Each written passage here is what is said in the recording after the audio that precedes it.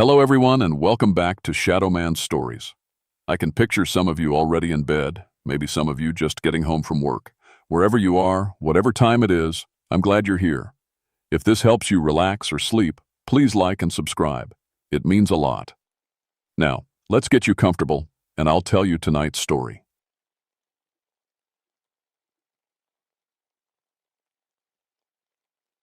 My name is Gabriel Ironwood, and I've been a park ranger for 13 years. People think that's a long time. But when you're stationed at Denali National Park in Alaska, 13 years feels like a lifetime, especially when you spend most of those years alone. I came here in 1948, right after I got back from Korea.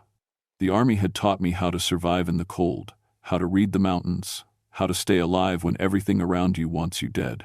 I thought Alaska would be peaceful after the war. I was wrong about the peaceful part.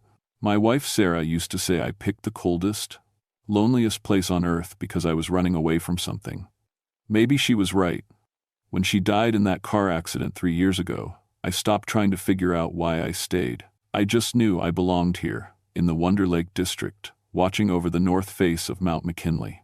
The Inuit and Koyukon people who lived here before us had stories about this place. Old Joseph Tikovic, the only other ranger who'd worked this far north, used to tell me about something called Tornarsuk. Ice demons, he called them. Hunters made of ice who walked the glaciers looking for warm blood to steal. I always laughed at those stories. I was a practical man. I believed in what I could see, touch, and measure. Cold was cold, ice was ice, and people who went missing in the wilderness usually made simple mistakes. That's what 13 years of rescue work taught me. I stopped laughing on January 15th, 1961. It was the kind of morning that makes you question why anyone would choose to live in Alaska. The thermometer, outside my cabin, read 45 below zero. The sun wouldn't rise for another month. We were deep in the polar night.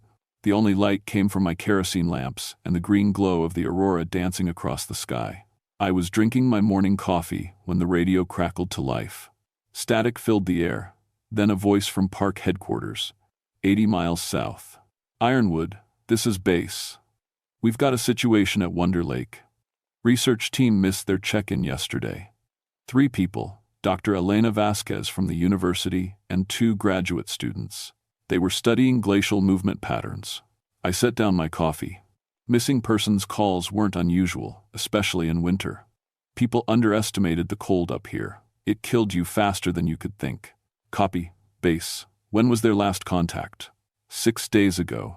They were supposed to radio in every 48 hours. 6 days. My stomach dropped. 6 days in this weather meant I was probably looking for bodies, not survivors. But I had to try. I loaded my sled with survival gear, medical supplies, and enough food for a week. My dog team, 6 huskies led by a tough female named Bear, seemed excited for the work. They were built for this cold. Their thick coats and eager eyes reminded me why humans needed dogs to survive up here. The research camp was 8 miles northwest, near the edge of the Muldrow Glacier. I'd been there before. It was a good spot for studying ice movement, protected from the worst winds, with a clear view of the glacier face. If Dr. Vasquez had picked the location, she knew what she was doing. The journey took 3 hours. The cold bit through my winter gear like it had teeth. My breath froze in my beard, and the sled runners sang against the hard-packed snow. Bear led the team without hesitation, following the trail markers I'd set years ago. When we reached the camp, I knew something was wrong. The tents were still standing. Smoke wasn't rising from the camp stove, but that didn't mean anything. They could have run out of fuel. What bothered me was the silence. No voices, no movement, no sign of life. Even the wind seemed to avoid the place. I tied off the dogs and approached the main tent. "Hello, Dr. Vasquez. Anyone there?" No answer. I pulled back the tent flap and stepped inside.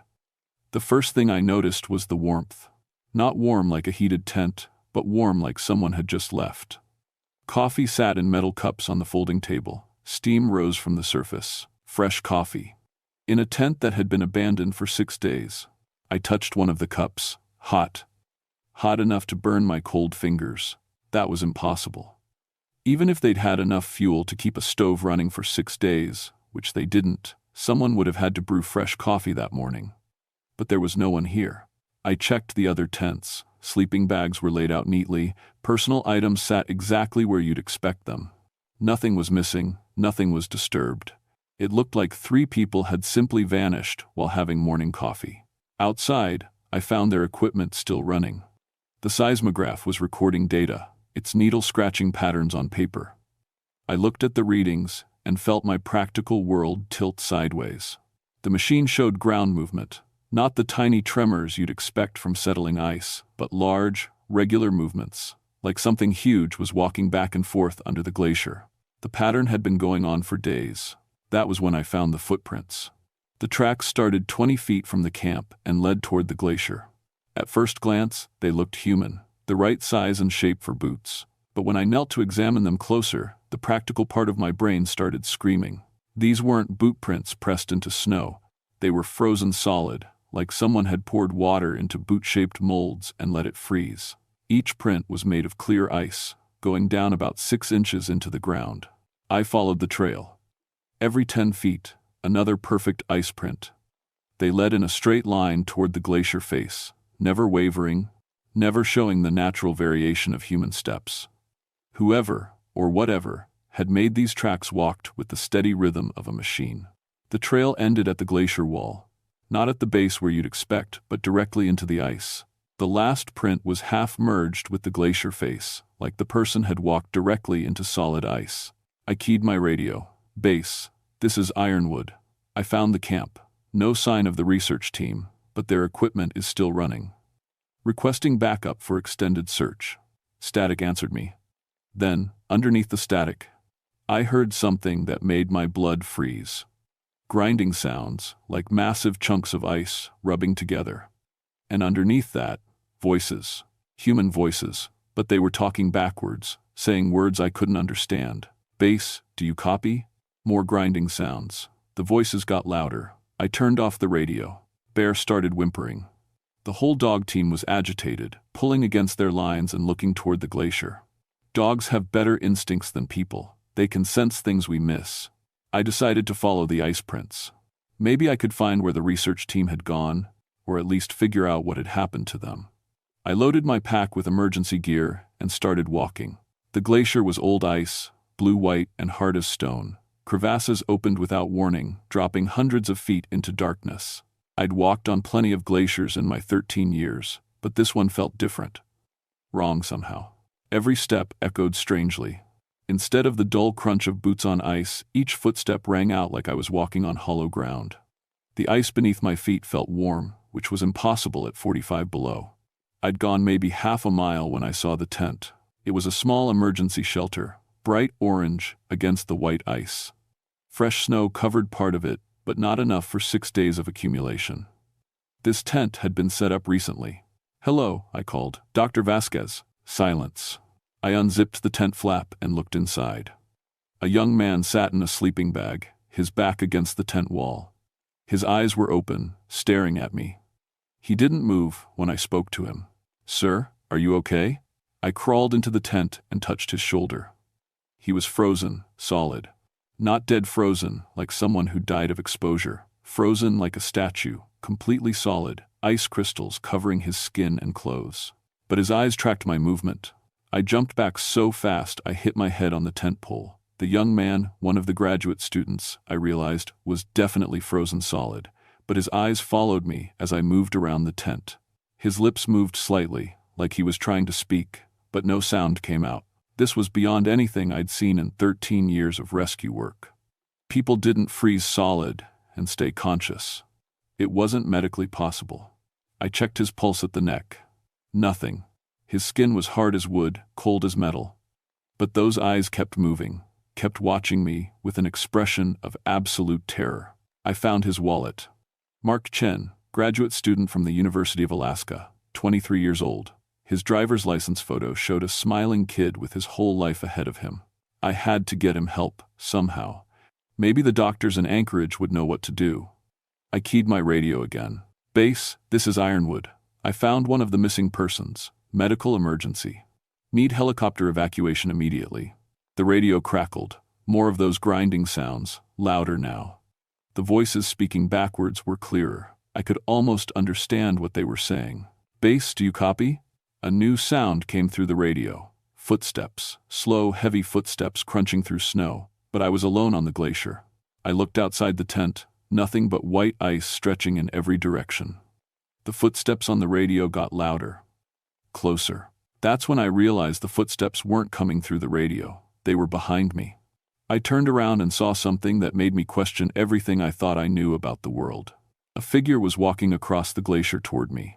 From a distance, it looked human, the right height and build, moving on two legs. But as it got closer, I could see it was wrong in every possible way. The thing was made of ice, not covered in ice, but actually made of it. Clear, blue ice formed into the rough shape of a person. It had arms and legs and a head, but the proportions were off. The arms were too long, the joints bent in directions that human joints couldn't bend. It walked with steady, mechanical steps. Each footprint it left behind was frozen solid, just like the ones I'd found at the camp. The ice figure stopped about 50 feet away and turned its head toward me. Where a face should have been, there was just smooth ice with two dark holes for eyes. It raised one arm and pointed directly at me. Then it spoke, not with a voice, but with the sound of breaking ice, cracking and grinding together. Somehow, those sounds formed words I could understand. Join the hunt. I did what any sane person would do. I ran. Behind me, I heard more footsteps. Not just one set, but several. The ice walkers were multiplying. My emergency training kicked in. Get to high ground. Establish a defensive position. Call for backup. I scrambled up a ridge of ice, using my ice axe to pull myself higher. The dogs were barking frantically back at the camp, but I couldn't reach them without going through the ice walkers. From the ridge, I could see the full scope of what was happening. There weren't just one or two ice figures. There were dozens of them, emerging from cracks in the glacier like they'd been sleeping inside the ice for years. They moved in perfect formation, spreading out across the glacier in a hunting pattern. Each one was slightly different, some taller, some broader, but all made from the same clear, blue ice. They moved without hurrying, like they knew I couldn't escape. I tried the radio again. This time, a human voice answered. Gabriel, Gabriel, where are you? I recognized the voice, Joseph Tikivic, the other ranger. He must have gotten worried when I didn't check in. Joseph, I'm on the Muldrow Glacier, about 2 miles from the research camp. I found one of the missing persons, but there's something else here. Something impossible. I'm flying in with a pilot. We'll find you. No, don't land here. These things. Joseph, the old stories your grandmother told, the Tornarsuk, they're real. Silence on the radio. Then, how many? Too many to count. They're made of ice, but they move like they're alive. They can talk. I'm coming anyway. Find shelter and wait for me. The radio went dead. I looked down at the ice walkers. They'd surrounded the base of my ridge, but they weren't climbing up. They just stood there, waiting, like they had all the time in the world. That's when I heard the voice from inside the ice. Oh, help me.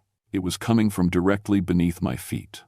I looked down and saw a face pressed against the ice surface of the ridge. A woman's face, frozen but alive, just like the graduate student in the tent. Dr. Elena Vasquez. The glaciologist who'd led the research team. Dr. Vasquez, can you hear me?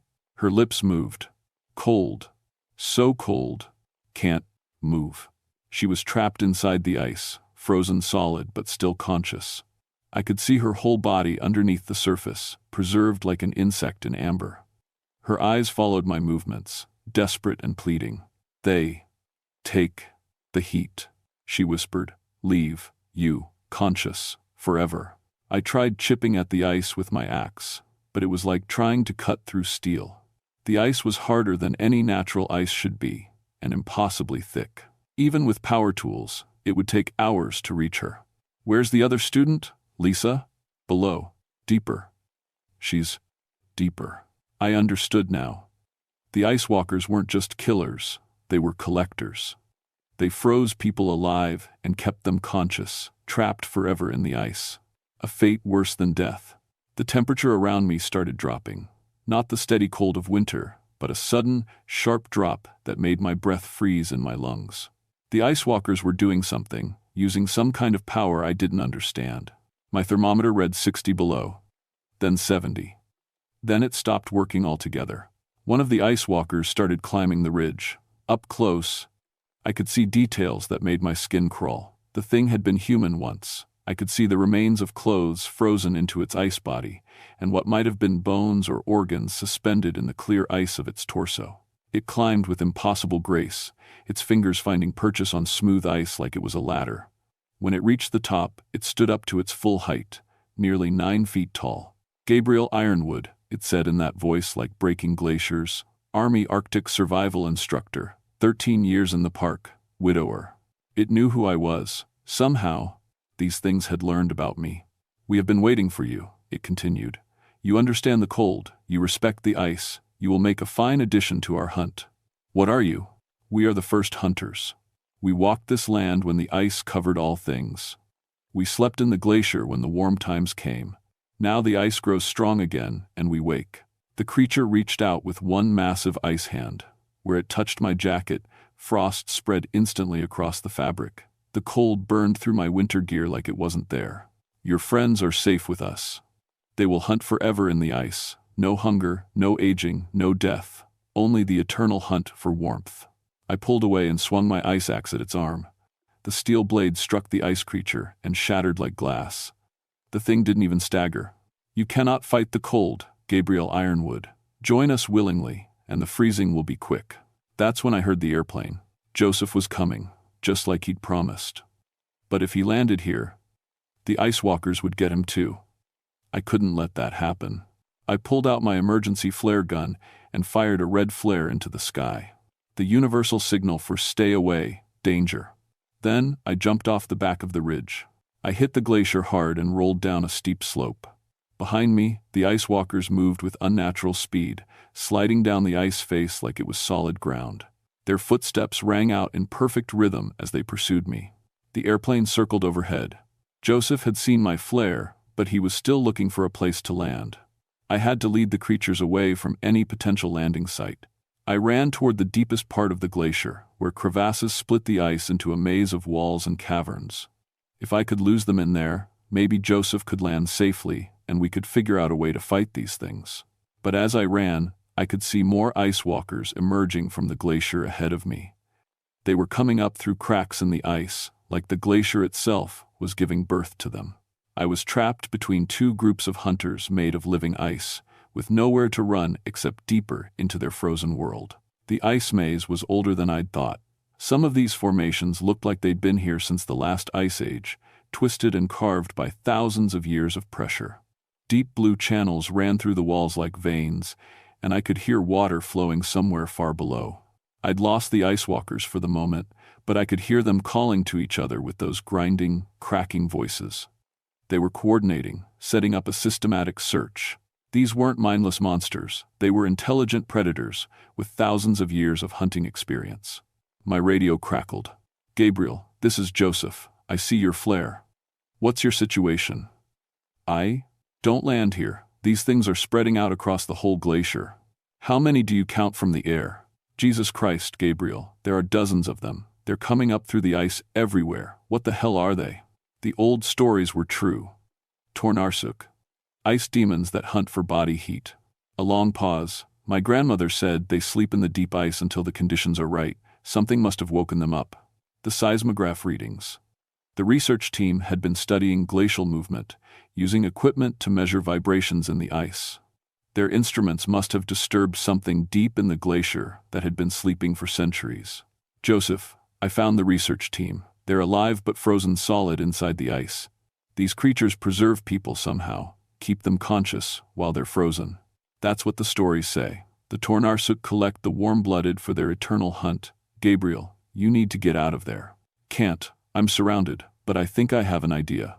I'd been carrying emergency supplies, including a small amount of C4 explosive for avalanche control. If I could get to the right spot, maybe I could collapse part of the glacier and bury these things under enough ice to stop them. But first, I had to understand what I was dealing with. I could hear them getting closer. The ice walkers moved through the maze like they'd built it themselves, never taking a wrong turn, never getting confused by the twisting passages. They knew this place better than any living person could. I found a narrow crevasse that dropped down about 30 feet into a deeper channel. The walls were smooth and blue, like polished glass. I rappelled down using my climbing rope, hoping to find a way through the maze that the ice walkers couldn't follow. At the bottom, I found something that changed everything. The channel opened into a vast cavern inside the glacier. And the cavern was full of people. Hundreds of them, maybe thousands, all frozen in the walls like Dr. Vasquez. Men and women in clothes from different eras, some in modern gear like the research team, others in older expedition clothing, some in furs and hide clothing that looked ancient. They were all still alive. Their eyes tracked my movements as I walked through the cavern. Some tried to speak, their lips moving behind the ice. The cavern echoed with whispered pleas for help that I couldn't answer. This wasn't just about the research team. The ice walkers had been hunting here for centuries, maybe millennia. Every person who'd ever disappeared in this part of Alaska was here, trapped forever in conscious agony. At the center of the cavern stood the largest ice walker I'd seen yet. It must have been 12 feet tall, made from ice so old it was almost black. When it turned to face me, I could see human shapes suspended inside its body like it had absorbed dozens of victims over the years. "Gabriel Ironwood," it said in a voice like avalanches. "You have seen our collection. Beautiful, is it not? Each one still dreams, still hopes, still feels the cold. They are part of us now. Let them go, take me instead." The creature laughed, a sound like breaking mountains. "We do not bargain, we hunt. We collect, we preserve. Soon, you will understand the beauty of the eternal cold." The temperature in the cavern plummeted. My breath came out in clouds so thick I could barely see. Ice crystals formed on my eyebrows and beard. The creature was freezing the air itself, trying to preserve me like all the others. I fought back the only way I could think of. I pulled out a flare and lit it. The red flame blazed in the cavern, and the ice walkers recoiled like the light was painful to them. Heat. They were creatures of absolute cold, and heat was their weakness. I lit another flare, then another. The light and warmth drove the ice walkers back toward the edges of the cavern. But I only had 6 flares, and there were dozens of creatures. That's when Joseph's voice crackled over the radio with the best words I'd ever heard. "Gabriel, I can't land, but I can drop supplies. Get to an open area and I'll drop you some presents." I knew what he meant. Emergency heating supplies, maybe even some incendiary devices. Joseph had been thinking the same thing I was. These creatures of ice would be vulnerable to fire and heat. I ran for the cavern entrance, but the ice walkers blocked my way. They'd realized what I was planning. The largest creature pointed at me with one massive arm. "The hunt ends here, Gabriel Ironwood. Join our collection." Every ice walker in the cavern moved toward me at once. I dropped my climbing rope and pulled out my last 3 flares, lighting them all at once. The combined light and heat created a barrier around me that the creatures couldn't cross. But flares don't burn forever. I had maybe 5 minutes before the flames died and the ice walkers could reach me. I needed a permanent solution. That's when I remembered the C4 explosive in my pack. Not enough to collapse the whole glacier, but maybe enough to bring down this cavern and bury the ice walkers under tons of rock and ice. The only problem was that I'd be buried with them. I keyed my radio one last time. "Joseph, tell headquarters about this place. Make sure no one else gets trapped here, and tell them the old stories are true. Respect the ice, respect the cold, and respect the people who lived here before us." "Gabriel, what are you doing?" "What I have to do." I pulled out the C4 and started setting the charges at key stress points in the cavern walls. The ice walkers watched me work, but they couldn't get close while the flares burned. They knew what I was planning, but they were creatures of patience. They could wait, but they hadn't counted on human stubbornness. When the flares started to die, I triggered the explosive. I woke up in a hospital in Anchorage 3 days later. Joseph told me he'd found me buried under 20 feet of ice and rock, unconscious but alive. Somehow, the explosion had thrown me into a protected pocket where the debris couldn't reach me. The cavern was gone. Tons of glacier ice had collapsed into the space, sealing it forever. The ice walkers were buried so deep that even if they survived, it would take them centuries to dig their way out. But I knew they weren't really gone. Creatures that old, that patient, that perfectly adapted to the cold don't die that easily. They just sleep again, waiting for the next time someone disturbs their rest. The research team's bodies were never found. Officially, they died in an avalanche while studying glacial formations. The equipment malfunction that woke the ice walkers was listed as a seismic anomaly. No one believed my report about living ice creatures, and I stopped trying to convince them. Joseph believed me, though. He put in for a transfer to a warmer climate and moved to Hawaii within 6 months. Too many old stories coming true up there, he told me. Time to find some place where the worst thing you have to worry about is sunburn. I should have done the same thing. Should have taken early retirement, moved somewhere warm, tried to forget what I'd seen in that glacier cavern. But every time I thought about leaving, I remembered all those faces in the ice. Dr. Vasquez, Mark Chen, and hundreds of others, all still conscious, all still trapped.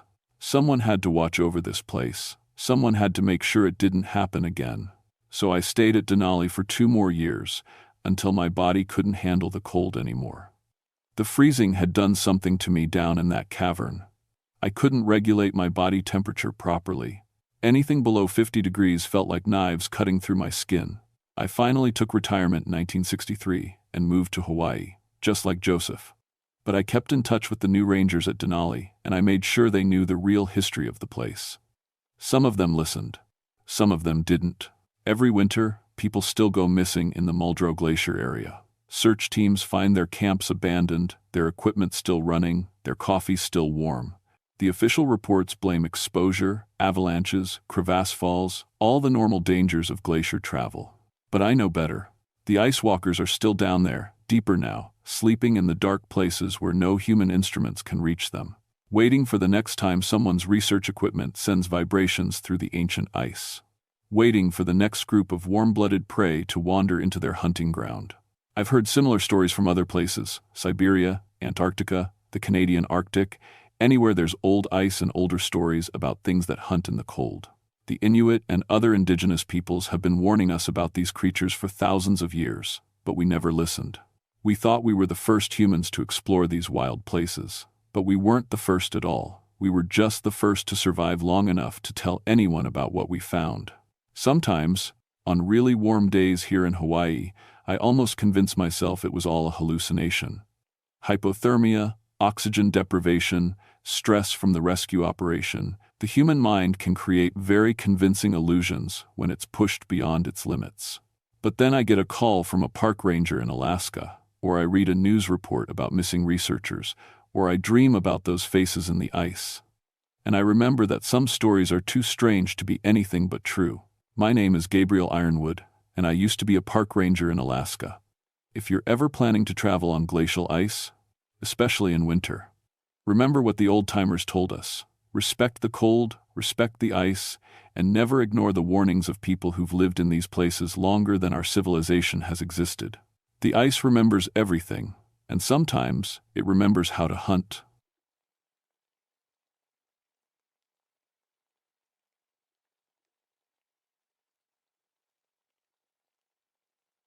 My name is Margaret Clearwater, but everyone calls me Maggie. I've been a ranger here in Alaska for 8 years now, and I'm the first woman they ever let work the Arctic wilderness alone. Some folks think that makes me tough, others think it makes me crazy. After what happened in March of '76, I'm not sure which one they're right about. I grew up in Fairbanks, learning to fly before I could drive. My dad taught me that the wilderness doesn't care if you're man or woman, it'll kill you just the same if you don't respect it. That's why I became good at my job, real good. I study predators, track animals, and keep hunters safe. At least, that's what I used to do. The call came in on a Tuesday morning. 5 hunters from Anchorage had missed their check-in. These weren't weekend warriors either. They were experienced guys who knew the Brooks Range like their own backyard. Their emergency beacon had gone off 2 days ago, then nothing. Radio silence. Maggie, my supervisor said over the crackling radio, I need you to fly out to Arrogech Peaks. Check on the Murphy hunting party. I looked out the window of my cabin. Snow was falling hard, and the wind was picking up. Weather's getting bad, Tom. Maybe we should wait. Can't wait. Their families are worried sick. Besides, you're the only one free. Budget cuts, you know? Budget cuts. That meant I was going alone. In March. In the middle of nowhere, but that's what they paid me for. I loaded my Piper Cub with emergency supplies and took off from Bettles Field. The plane handled well despite the wind, her skis cutting through the air like she was born for it. Below me, the Alaska wilderness stretched out white and endless. No roads, no power lines, no signs of people. Just mountains and snow and silence. The Murphy party had set up camp near a frozen lake about 150 miles north. As I circled overhead, something looked wrong. The camp was there, but it was scattered. Gear spread out in a perfect circle around their main tent. No smoke from a fire, no movement. I landed on the lake ice, my skis throwing up clouds of snow. The silence hit me first. No birds, no wind, nothing. In 8 years of wilderness work, I'd never heard quiet like that. Walking toward the camp, I noticed the tracks. Big ones. Bigger than any bear I'd ever seen, and shaped wrong. Like a man's footprint, but stretched out long with claw marks at the front. They were everywhere, circling the camp over and over. The hunter's gear was scattered but not random. Sleeping bags, cooking equipment, rifles, all arranged in a perfect circle about 50 feet across. In the center sat their tent, walls flapping in the still air. I called out, but nobody answered. Inside the tent, I found signs of a struggle. Sleeping bags torn open, blood on the fabric. But no bodies. The blood trail led away from camp, toward a line of cliffs about a mile north. The tracks followed it. I should have radioed for backup right then, should have waited for help. But those 5 men were out there somewhere, maybe hurt, maybe dying. So, I followed the trail. That's when the weather turned. What started as light snow became a full blizzard in minutes. The wind came from all directions at once, like the mountain was breathing. I could barely see 10 feet in front of me. By the time I made it back to camp, my radio was picking up nothing but static filled with what sounded like voices, calling for help, screaming. But underneath it all was something else. Something like laughter, but not quite human. I set up in the hunter's damaged tent for the night. Outside, the wind howled, and something big moved around the camp. I could hear it walking in circles. The same pattern as those tracks. Around and around, getting closer each time. Then came the scratching on the tent roof. Long, slow scrapes like fingernails on fabric. But the tent was 8 feet tall. Nothing should have been able to reach the top without being right on top of me. I lay there in my sleeping bag, listening to whatever was outside, and realized I might not make it home. For the first time in 8 years, the wilderness felt bigger than me, hungrier than me. And somewhere in the distance, I could swear I heard Tom Murphy calling my name. I didn't sleep that night. Every time I closed my eyes, the scratching would start again. Long, deliberate scrapes across the tent roof that made the fabric bulge inward. When morning came, I found tears in the material, 4 parallel slashes that went all the way through. The storm had passed, but the silence remained. I packed my gear and followed the blood trail toward the cliffs. It led to a cave opening about halfway up the mountainside. The entrance was bigger than it looked from below, maybe 12 feet high and twice as wide. Ancient symbols were carved into the rock around it, spirals and figures that looked like men but stretched too tall and thin. I'd seen markings like these before. The Gwich'in people who lived in this area for thousands of years called them warnings. They marked places where the Wechuj lived. Cannibals who'd grown so hungry they became something else. Inside the cave, my flashlight beam showed a tunnel leading deep into the mountain. The blood trail continued, but now there were other things mixed in with it. Pieces of clothing, a boot, Tom Murphy's hunting license, torn in half. I found them in a chamber about 100 yards back. All 5 hunters, or what was left of them. They'd been arranged in a pattern on the cave floor, arms and legs pointing outward like the spokes of a wheel. But they weren't just dead. Parts of them were missing, chewed off with teeth marks too big to belong to any animal I knew. The smell hit me then. Not just death, but something worse. Something like meat left too long in the sun, mixed with the sharp scent of winter cold. It made my stomach turn and my mouth water at the same time. That's when I saw it. At the back of the chamber, something tall and pale moved in the shadows. My flashlight beam caught it for just a second, a figure that might have been human once, but stretched out wrong. Too tall, too thin, with arms that hung down past its knees. Its face was hidden in the darkness, but I could see its eyes, yellow and bright like an animal's, but smart, watching me. I ran, dropped my flashlight and ran blind through the tunnel, bouncing off walls, scraping my hands on the rough stone. Behind me came a sound like wind through trees, but underneath it was laughter. Not human laughter, something that had forgotten how to be human. I made it outside and kept running until I reached the camp. My hands were shaking so bad I could barely work the radio, but all I got was that same static. Those voices, calling for help, but now I recognized Tom Murphy's voice among them. "Help me, Maggie," he said through the speaker. "I'm hurt. I'm down by the lake." I knew Tom Murphy was dead. I'd seen his body in that cave. But his voice sounded so real, so scared. For a moment, I almost went looking for him. That's when I understood what I was dealing with. The Gwich'in stories my grandmother used to tell weren't just stories. The Wechush, the creature that used to be human but ate human flesh until it became something else, was real. And it was hunting me. The hunger hit me around noon. Not regular hunger, but something deeper, something wrong.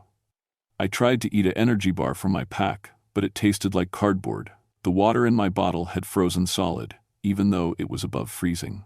Nothing would go down except the thought of meat, fresh meat. I caught myself staring at my own hand, wondering what it would taste like.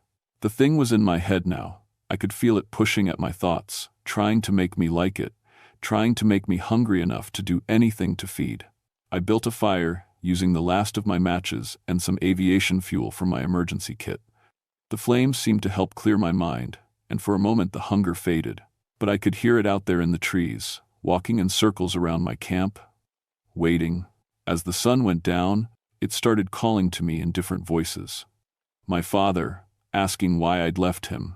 My supervisor, telling me to come in from the cold. Tom Murphy, begging for help.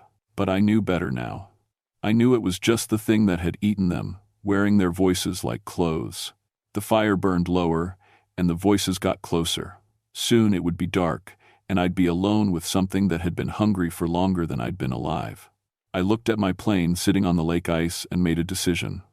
I was getting out of here, weather or no weather, because if I stayed another night, I might not be human enough to want to leave. The Wechuj came for me just after sunset. I was adding more fuel to my fire when I heard footsteps, slow, heavy steps that crunched in the snow like something massive was walking toward me. But when I looked up, I saw Tom Murphy standing at the edge of my firelight. "Maggie," he said, and his voice was exactly right. "Thank God you're here. The others, something got the others."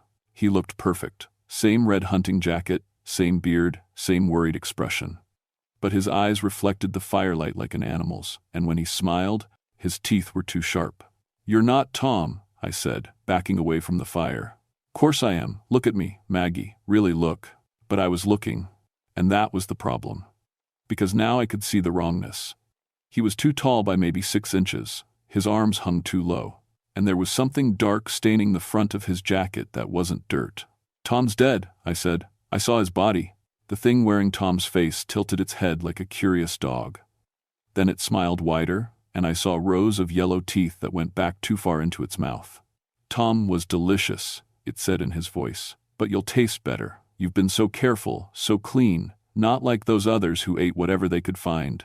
The hunger hit me again, stronger this time. My mouth filled with saliva and my stomach cramped like I hadn't eaten in weeks. The thing's smile got wider. "You feel it now," it said. "The real hunger. The one that makes everything else taste like ash." I grabbed a burning stick from the fire and held it between us. The creature stepped back, its stolen face twisting with pain. "Fire," I said. "You don't like fire." "Fire burns," it agreed, but it didn't leave. "But fire dies. And you can't stay awake forever." It started walking around my camp in that same circle, just outside the firelight. Sometimes it looked like Tom Murphy, sometimes like my father. Once, horribly, it looked like me but stretched tall and thin with those yellow teeth. "I've been waiting so long," it said as it walked. "Winters when the caribou don't come, when the hunters stay home, but you brought me such wonderful gifts. 5 men, so fat and happy. I saved some for you." The voices started then. All around me in the darkness, the 5 hunters calling for help, begging me to find them. But underneath their words, I could hear something else. The wet sound of chewing. I threw my burning stick at the thing, and it shrieked and disappeared into the trees. But I knew it would be back. And my fire was getting smaller. I made it to my plane just as the last flames died. The engine was cold, and in this weather, it might not start at all. I had to prime it by hand, pumping fuel into the cylinders, while something laughed in the trees behind me. The starter turned over once, twice, then caught. The engine coughed to life, and I'd never heard a more beautiful sound. But as I taxied across the lake ice, something landed on the wing. It was the creature, but not wearing any human face now. Just itself, 12 feet of pale, stretched flesh with arms like tree branches and a head too small for its body. Its mouth opened to show those rows of teeth, and it reached for the cockpit window.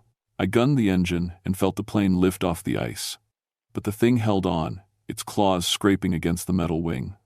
We climbed into the night sky with that thing riding along, and I knew if it got inside the cockpit, I was done. The flare gun was in the emergency kit behind my seat. One shot, that's all I had. The creature's face appeared at my window, and this time it looked like me again, my own face, but hungry. "Let me in, Maggie," it said in my voice. "Let me in, and I'll make the hunger stop." I pressed the flare gun against the window and pulled the trigger. The flare exploded against the creature's chest, and suddenly it was on fire. It let go of the wing and fell away into the darkness, screaming in a voice that wasn't human at all.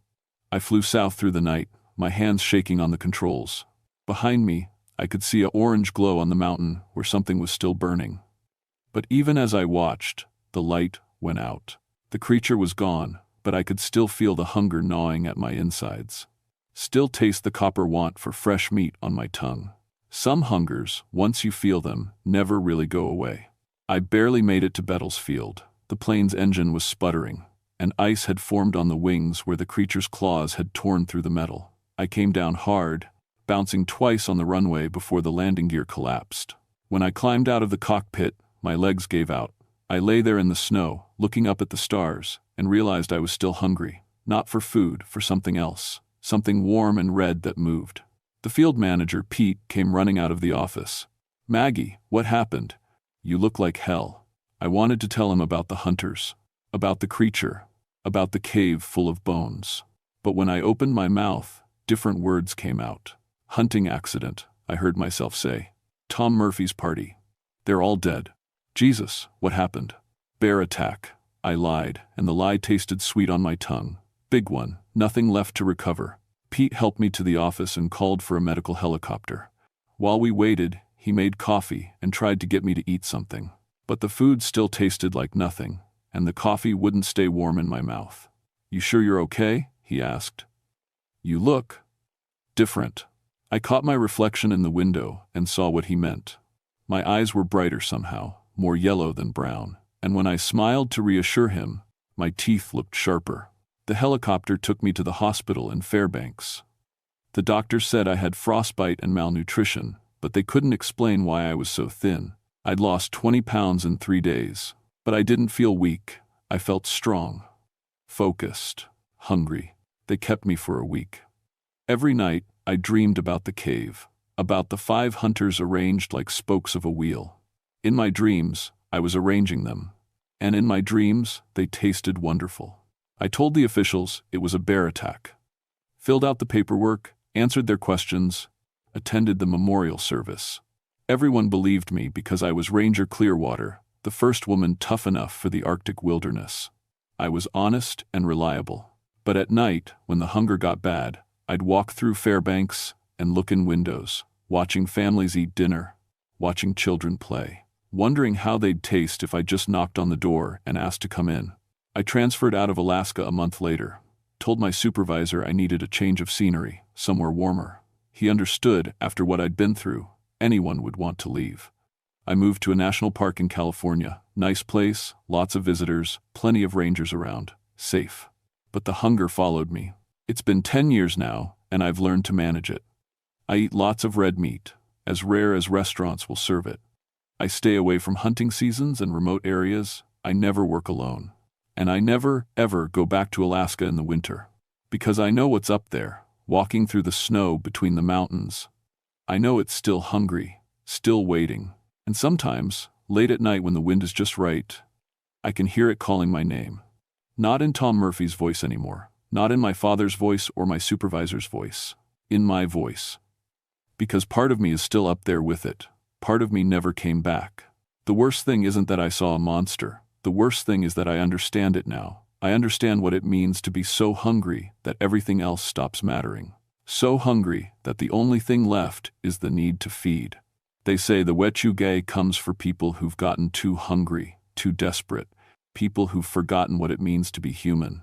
I used to think that was just a story. Now I know better, and every day I have to choose to stay human.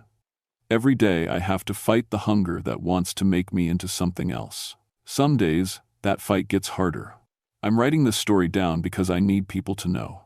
Need someone to understand what's really out there in the wild, places where people don't go. It's been 20 years since that night in the cave, and I'm not the same person who flew into the Brooks Range looking for 5 missing hunters. That woman was brave and honest and sure of herself. I'm what's left after she met something that should only exist in stories. I retired from the Park Service 5 years ago. Told everyone I wanted to travel, see the world. But really, I was getting too dangerous to be around people. The hunger was getting stronger, and my control was getting weaker. I live alone now, in a cabin in Montana, small place, far from any towns. I hunt my own meat and eat it as fresh as I can stand, raw, sometimes, when the hunger gets really bad. It helps, a little, but I can feel the change coming. In my teeth, getting sharper each year. In my fingers, growing longer. In my appetite, wanting things that aren't quite human anymore. Some nights, I catch myself walking in circles around my cabin, the same pattern those tracks made around the hunter's camp. Around and around, wearing a path in the snow. I destroyed all the official reports about what happened to Tom Murphy and his friends. Changed the records to show they died in an avalanche, quick and clean. Their families deserved better than the truth. But I kept one thing, a photo from Murphy's wallet, 5 men smiling around a campfire, proud of their big hunting trip. They look so happy, so alive. Sometimes I stare at that picture and remember what they tasted like. That's when I know it's almost time. The Gwich'in stories say the wechuge can't be killed, only passed on, one hunger feeding another until there's nothing human left. I thought I'd beaten it when I escaped that cave, but you can't run away from something that's already inside you. I've made my choice. Tomorrow, I'm driving back to Alaska. Back to the Brooks Range. Back to that cave where it all started. Maybe I can find a way to end this. Maybe I can trap the thing inside me in those tunnels where it belongs. Or maybe I'll just become another story the local people tell around their fires. But I won't let myself become something that hunts children in their beds. Won't let the hunger make me into the thing I saw wearing my face that night on the wing of my plane. If you're reading this, it means I never came back. And that's probably for the best. Just remember, when you hear stories about monsters in the wilderness, about creatures that used to be human, don't dismiss them as fairy tales. Some stories are warnings. Some hungers can't be satisfied. And some trails, once you follow them, lead places you can never come back from. Stay safe, stay fed, stay human. And never, ever go hunting in the Brooks Range during a lean winter. The wechuge is always hungry. And it's always waiting. Asterisk. Found among the personal effects of Margaret Clearwater, former Alaska Park Ranger, discovered in an abandoned cabin near Glacier National Park. Miss Clearwater disappeared in March 1996. Her vehicle was found at the edge of gates of the Arctic National Park, but no trace of her was ever recovered.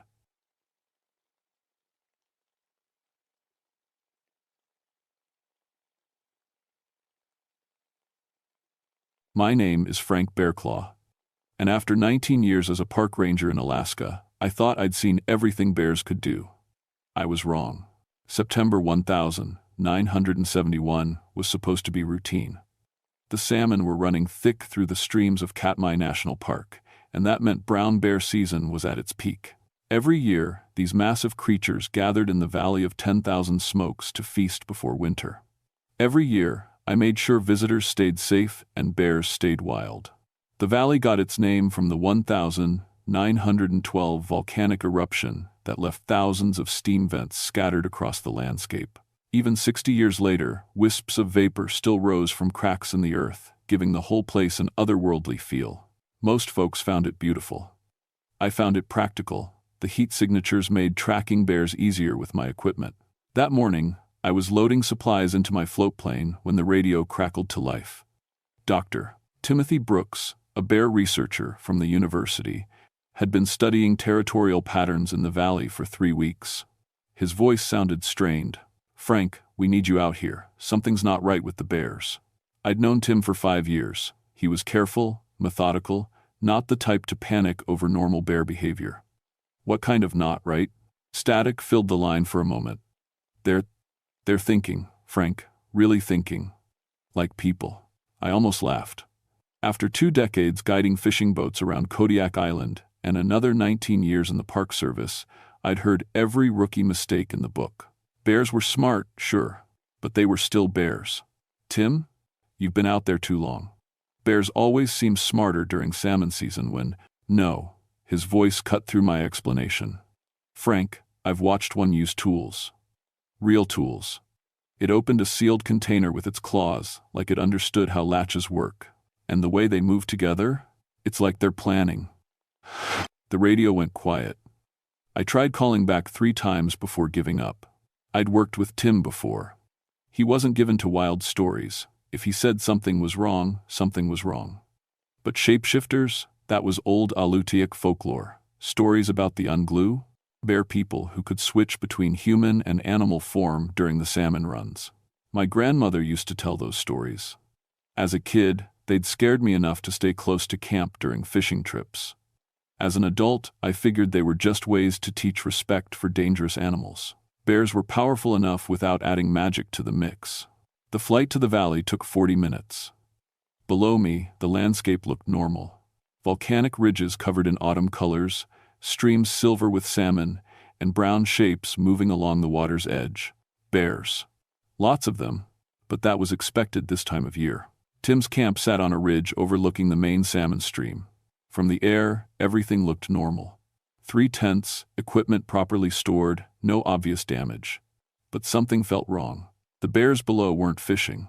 Instead, they were gathered in a loose circle around the base of the ridge, just waiting. I'd never seen anything like it.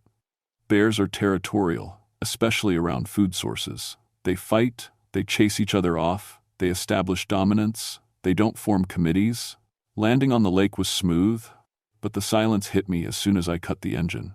No voices from camp, no sounds of equipment being used, just whined through the volcanic vents and the distant splash of salmon. The path up to camp was marked with fresh bear tracks. Big ones, some of the largest I'd ever seen, but mixed in with the paw prints were boot marks. Human boot marks that started and stopped at odd intervals, like someone had been walking, then hadn't. "Tim," I called out as I reached the camp perimeter. "Janet, Paul?" Tim's voice came from inside the main research tent. "In here, Frank. Glad you came." Something in his tone made me pause. In 5 years of working together, Tim had never sounded quite like that. Calmer than he should be, given his panicked radio call, like he was trying very hard to sound normal. I pushed open the tent flap and found him hunched over field notes, his back to me. His brown hair looked thicker somehow, hanging past his collar when I remembered it being shorter. "Tim, you okay, buddy?" When he turned around, his eyes met mine with an intensity I'd never seen before. Not just focused, predatory. His fingernails, I noticed, were longer than they'd been 3 weeks ago. And dark, like they'd been stained. "Everything's fine, Frank," he smiled, showing teeth that seemed slightly too large for his mouth. "Just making some fascinating discoveries about bear behavior. Want to see?" The way Tim moved made my skin crawl. He'd always been energetic, quick with gestures while explaining his research. Now he moved with deliberate precision, like every motion was carefully planned. When he walked to the equipment table, he didn't step around obstacles. He moved through the space with the fluid grace of something that knew exactly where everything was without looking. "Where are Janet and Paul?" I asked, trying to keep my voice casual. "Paul's down by the stream taking photos." "Janet's." Tim paused, tilting his head like he was listening to something I couldn't hear. "She's nearby." Through the tent wall, I could see shadows moving outside, large shadows that moved too quietly to be human. Tim spread his field notes across the table. His handwriting, normally precise, had degraded into something that looked more like claw marks than letters. But between the scratches were detailed drawings of bear behaviors I'd never seen before. "Look at this," he said, pointing to a sketch of bears arranged in formation around a salmon pool. "They're hunting in coordinated groups, not just family units, completely separate bears working together like they share the same mind." I studied the drawing. The formation was sophisticated, designed to funnel salmon into a killing zone where multiple bears could feed without conflict. It looked like military strategy. Bears are smart, I said carefully, but this level of coordination is impossible, Tim finished. That's what I thought, until I started watching more carefully. Really watching. He flipped to another page. This drawing showed a bear standing upright, its front paws manipulating what looked like a fishing net. They're making tools, Frank. Not just using sticks to dig, actually constructing things. Yesterday, I watched one weave grass into a funnel trap. It took 3 hours and never made a mistake. Outside the tent, something large brushed against the fabric. The shadow was wrong, too tall to be a bear on all fours, but moving with the weight of something massive. Tim, I said quietly, we need to get out of here. Whatever's happening to these bears, it's not natural. Could be disease, could be evolution, Tim interrupted. What if they're not getting smarter? What if they always were this smart, and something's just awakening it? The tent flap rustled.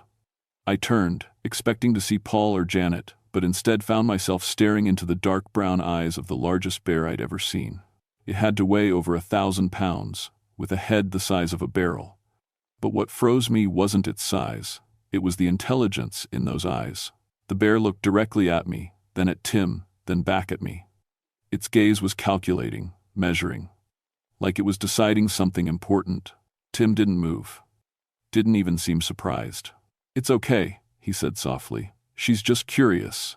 The bear's lips pulled back slightly, not in aggression but in what almost looked like a smile. Then it made a sound I'd never heard from a bear before, a low, rhythmic rumble that sounded almost like speech. Tim tilted his head again, listening. Then he turned to me with that too wide smile. She says you have kind eyes, like her people used to have. The rational part of my mind screamed that bears don't talk, that Tim was suffering some kind of breakdown, that I needed to get him medical attention immediately. But the bear was still staring at me with those two human eyes, and Tim was nodding like he understood every word. Her people? I managed. The others who learned to change, Tim said. It's not just bears becoming something else, Frank. It goes both ways. That's when I noticed Tim's feet were bare, and his toenails had the same dark staining as his fingernails. When he walked, his weight distribution was wrong, like he was used to moving on all fours. The bear made another rumbling sound and backed away from the tent entrance.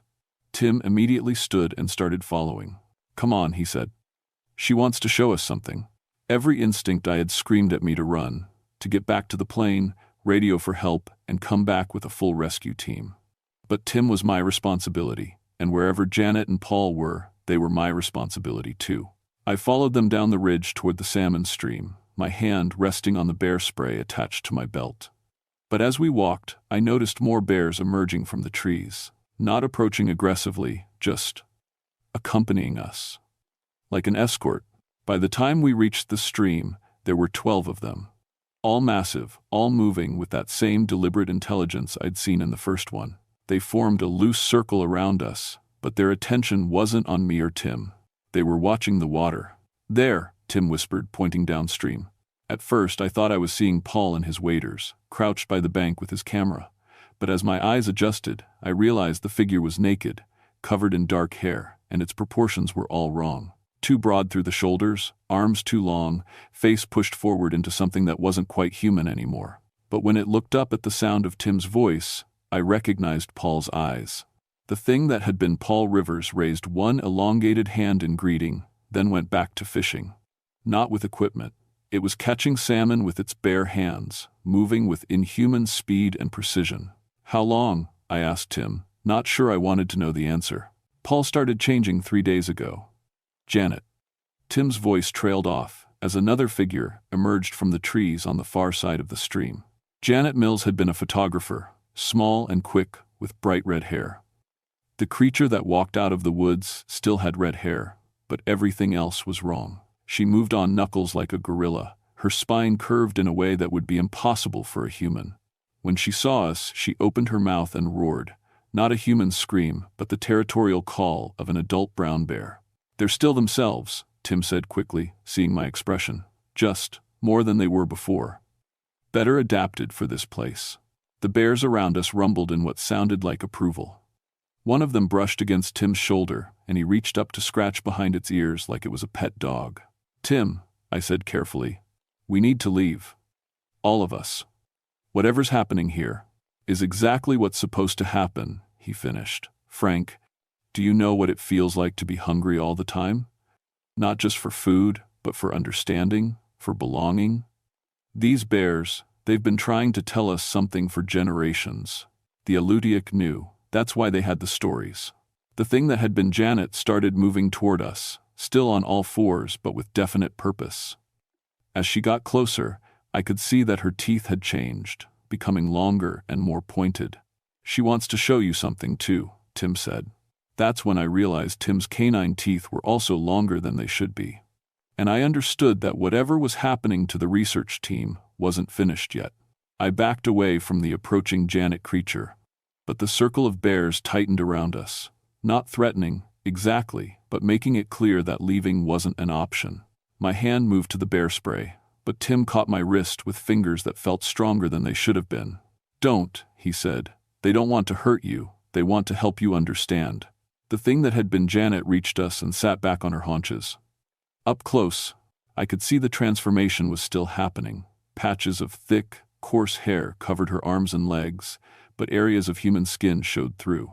Her face was the worst part, still recognizably Janet around the eyes, but her jaw had extended into something like a muzzle, and her nose was dark and wet. She opened her mouth and made a sound that was half word, half growl. "Frank," my name, but spoken through a throat that was no longer entirely human. "She remembers you," Tim translated unnecessarily, "from when you visited camp 2 months ago. She says you helped her when her equipment fell in the stream. I had helped her." Janet had slipped on wet rocks while photographing bears, and I'd waded in to retrieve her expensive camera. She'd been grateful, insisted on cooking dinner for everyone that night. Now she was something that belonged more in a nightmare than a memory. "How?" I asked. "How is this possible?"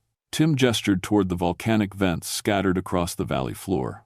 "We think it's connected to the eruption, something in the earth, something that's been sleeping for 60 years. The bears have always been sensitive to it, but only during salmon season when they gather in large groups. And it's making them intelligent? Not making them anything," Tim corrected. "It's removing barriers, showing them what they could become. What we could become." One of the larger bears approached and dropped something at my feet. It was Paul's field notebook. But the pages were covered with claw marks that gradually became more organized toward the back. Symbols, patterns, even crude drawings that showed the progression of changes in the team. Paul documented his own transformation, Tim explained. At first he was terrified, then he started to understand. The bears aren't just animals, Frank. They never were. They're people who chose a different way of being. And now they're offering us the same choice. The bear that had brought the notebook made a huffing sound and touched its nose to my hand. Its breath was warm and smelled like salmon, but its eyes held an intelligence that made me step back.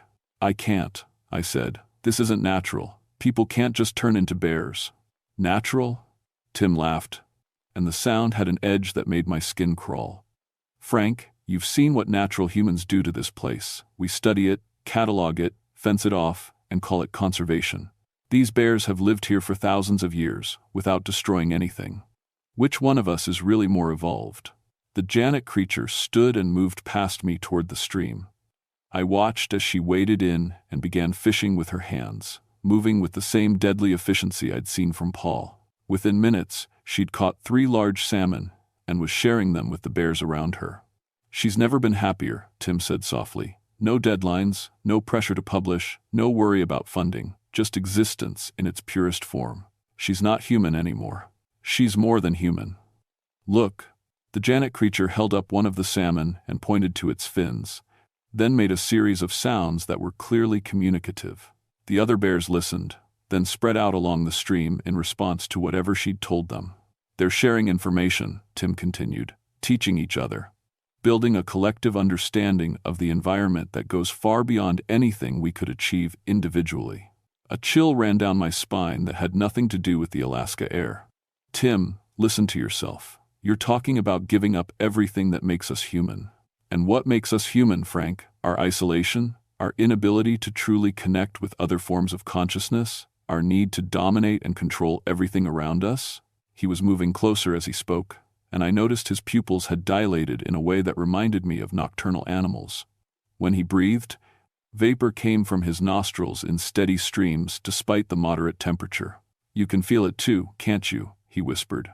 "The pull, the hunger for something more than what you've been living with." And the terrible thing was, I could feel something. A warmth spreading from the volcanic vents, a sense of connection to the landscape that I'd never experienced in 19 years of working in the park. The bears around us seemed less like wild animals, and more like family. "It's the sulfur," I said desperately. "Volcanic gases causing hallucinations. That's all this is." But even as I spoke, I knew it wasn't true. The transformations were real. The intelligence in the bear's eyes was real. And whatever force was at work in this valley was ancient and powerful in ways I couldn't begin to understand. The Paul creature emerged from the water carrying an enormous salmon. Instead of eating it immediately, he brought it to me and dropped it at my feet. Gift or offering, I couldn't tell, but the gesture was unmistakably deliberate. "They accept you," Tim said. "That's rare. Usually the change happens slowly, over weeks. But they want to include you in the process." "What process?" Tim smiled with those two long teeth. "The ceremony. Tonight, when the moon is full, they'll teach you how to let go of the limitations you've been carrying your whole life." The circle of bears began moving, herding us gently but firmly back toward the ridge. I could have run. My legs were still human, still fast. But I was surrounded by creatures that could outrun a horse.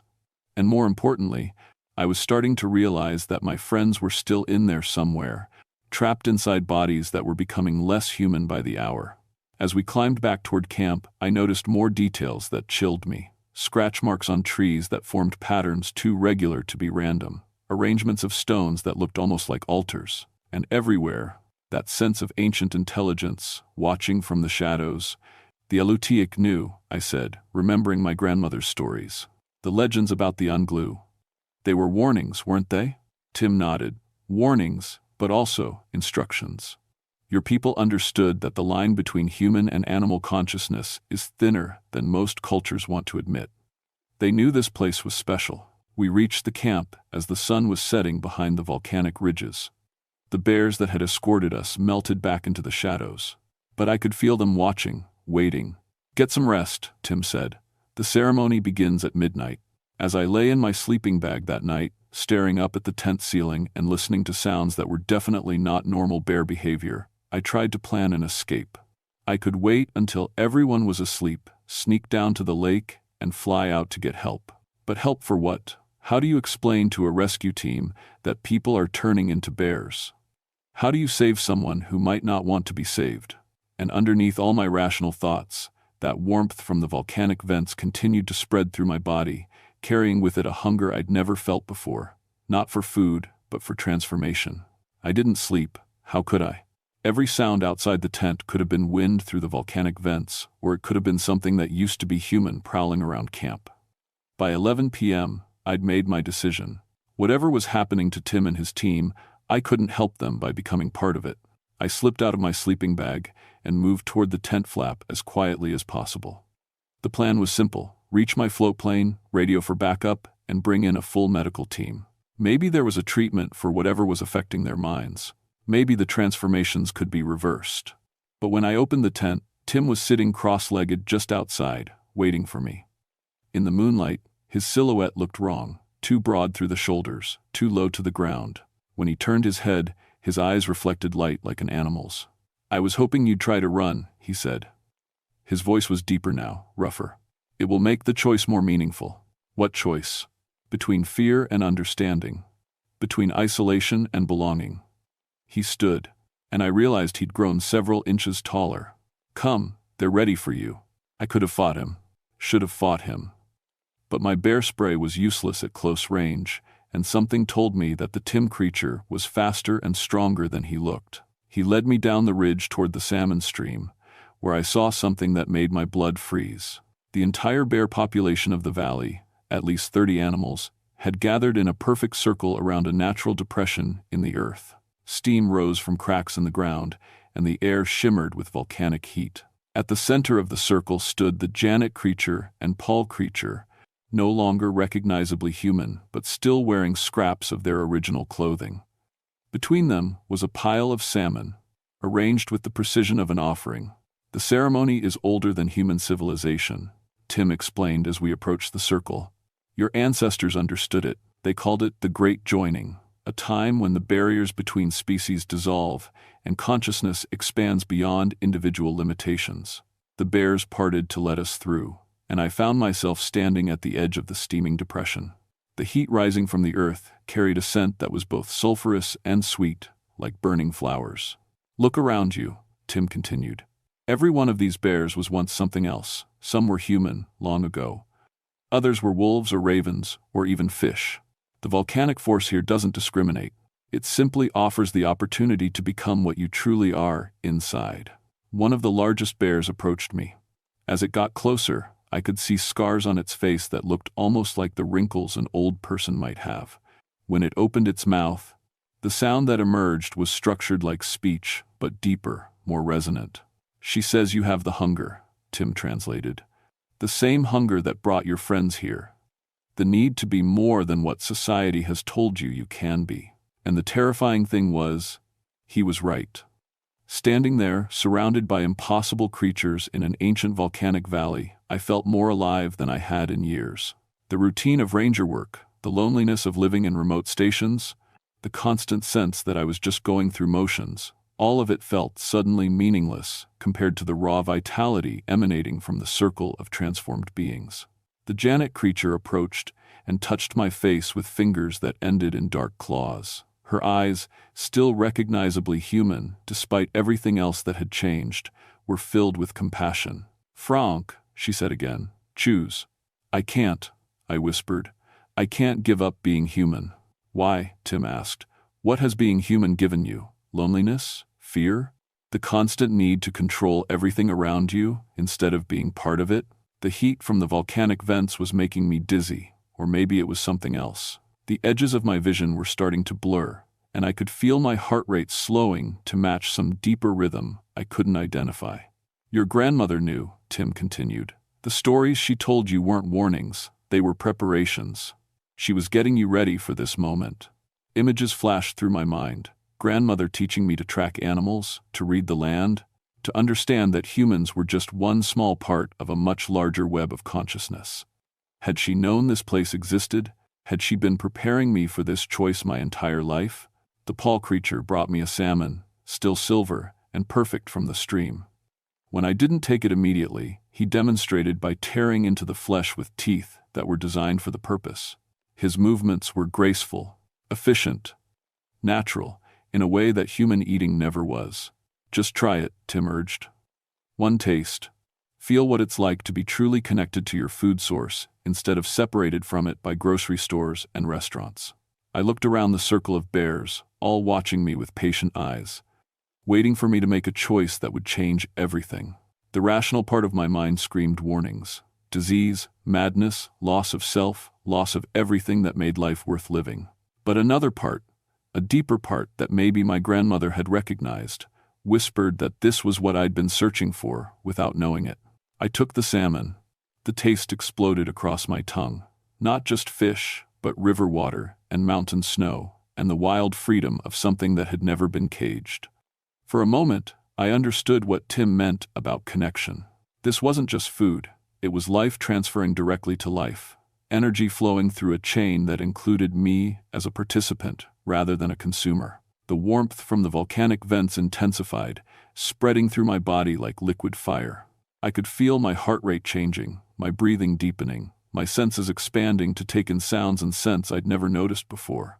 Yes, Tim said, you can feel it beginning, the barriers dissolving, your true nature emerging. But as my senses sharpened, I began to hear something else. Human voices, distant but getting closer. Radio chatter. The sound of aircraft engines. The search and rescue team I'd requested before leaving town had finally arrived.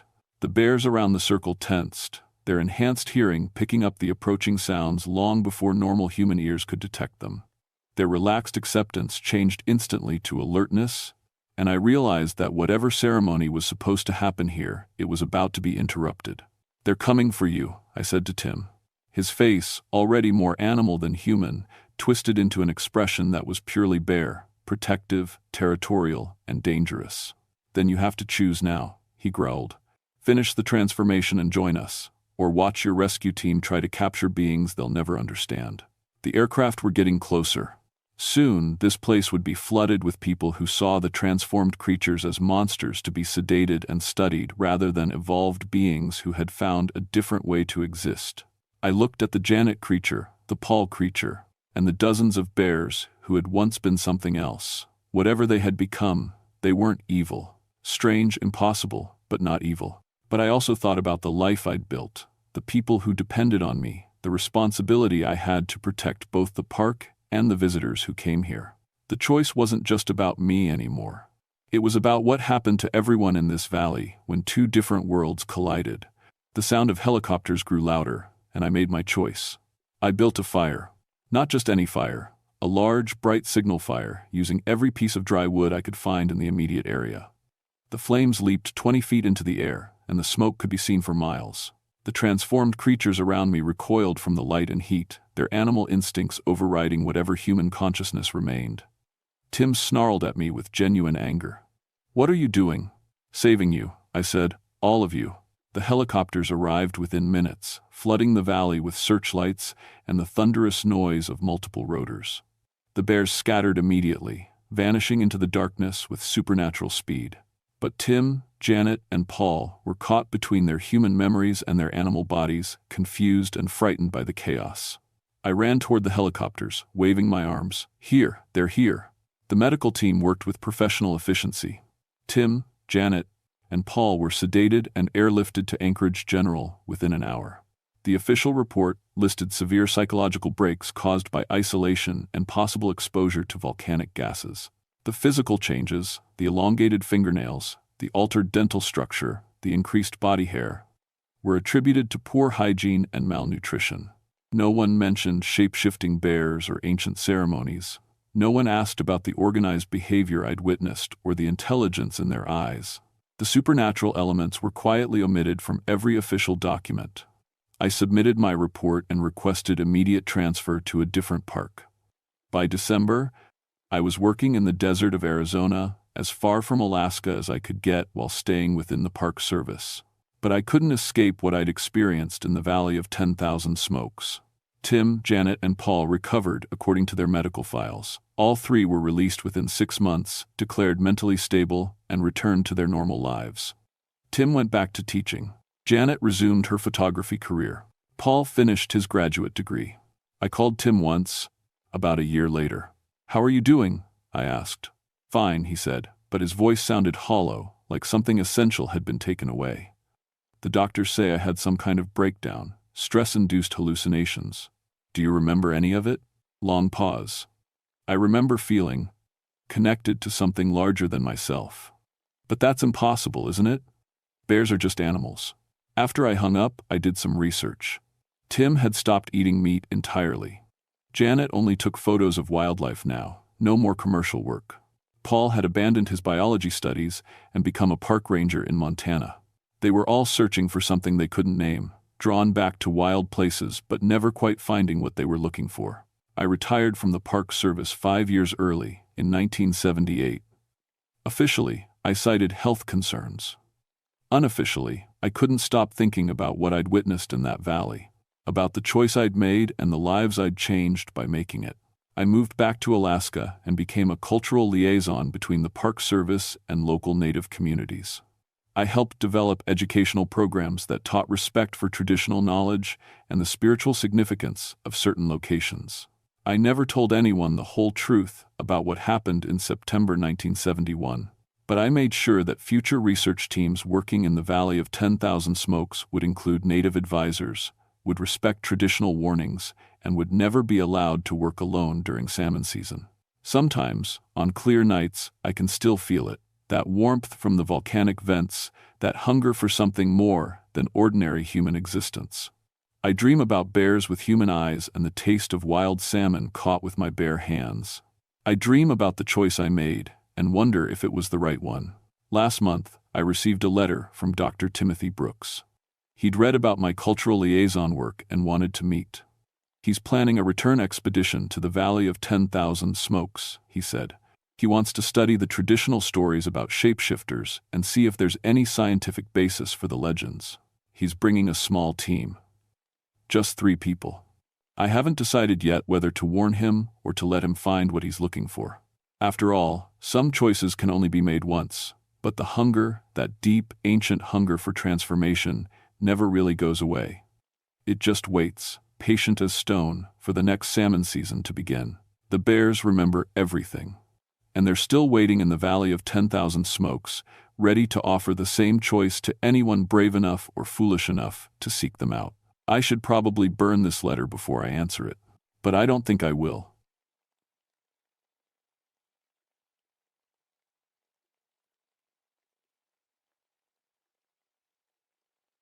My name is Jack Stormwind, and I've been a park ranger in Alaska for 10 years. People think that's a crazy job, especially up here in the Arctic National Wildlife Refuge where it gets so cold your spit freezes before it hits the ground. But I love it. The quiet, the clean air, the way the snow makes everything look brand new. I used to be in the Air Force, doing Arctic rescue. That's where I learned how to survive when the temperature drops to -60 and the wind tries to knock you flat. It's also where I learned that the aurora borealis, those dancing lights in the sky, are just particles from the sun hitting our atmosphere. Nothing supernatural about them, just science. But that was before February 1959. Before I found out that some things can't be explained away with science books and common sense. It started with a radio call from headquarters. Dr. Elena Petrov and her partner Ray Morrison had been up at Research Station 7 for 2 weeks, studying the northern lights. They were part of some joint project with Canada, measuring magnetic fields and taking pictures of the aurora.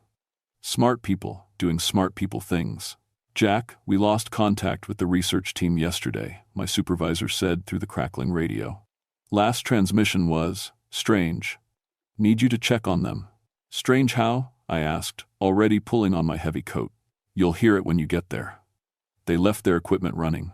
The station was 200 miles north of where I was, right on the coast where the Arctic Ocean meets the tundra. In February, up there, the sun doesn't come up at all. It's just darkness and cold and wind, and if you're lucky, the northern lights dancing overhead like green fire. I loaded my sled with supplies and hooked up my dogs. 8 huskies, all tough as nails and smart enough to find their way in a blizzard. The lead dog was named Bear, a big gray male who'd saved my life more times than I could count. The trip took most of the day, mushing across frozen ground with the wind trying to push us sideways. The temperature was 55 below zero, and even with my face mask, breathing hurt. But that's normal up here. What wasn't normal was how quiet everything was. Usually, you hear things in the Arctic. Wind singing through the ice, your sled runners scraping, the dogs panting. But that day, everything felt muffled, like the whole world was holding its breath. Around what should have been afternoon, though you couldn't tell since it was dark as midnight, the northern lights started up. That's when I first noticed something was wrong. I'd seen the aurora thousands of times, green waves, sometimes blue or purple, moving across the sky like slow lightning. Beautiful, sure, but predictable. This was different. The colors were wrong, deep red mixed with gold, and they were moving too fast, almost like they were alive. Bear stopped pulling and looked up at the sky, whimpering. That made my stomach tight. Bear wasn't scared of anything. "Easy, boy," I said, but my voice sounded small in all that emptiness. The lights got brighter as we got closer to the research station, and I started hearing something underneath the wind. It sounded almost like voices, but that was impossible. We were in the middle of nowhere, and voices don't come from the sky. When I finally saw the station, just a small building with a radio tower and some scientific equipment, my first thought was relief. Lights were on inside, which meant the generator was running, and someone was probably home. But as I got closer, that relief turned into something cold in my chest. The dogs were acting weird, pulling sideways and trying to avoid the station. And those voices I thought I was hearing, they were getting louder. I tied up the dogs about 50 yards away and walked to the station door. It was unlocked, which was strange. Nobody leaves doors unlocked in the Arctic. You could freeze to death in minutes. Dr. Petrov? Ray? I called out as I stepped inside. Nobody answered, but the place was warm and all the equipment was running. Coffee sat half-finished on the table, still warm. A notebook lay open with measurements written in Dr. Petrov's neat handwriting. Everything looked normal, except for one thing. The people were gone. I searched every corner of the small station twice. 3 rooms, a main work area, a tiny kitchen, and a sleeping area with 2 bunks. No signs of a struggle, no blood, no broken equipment. Dr. Petrov and Ray had just vanished. But their coats were still hanging on hooks by the door. Their boots sat neatly by the entrance.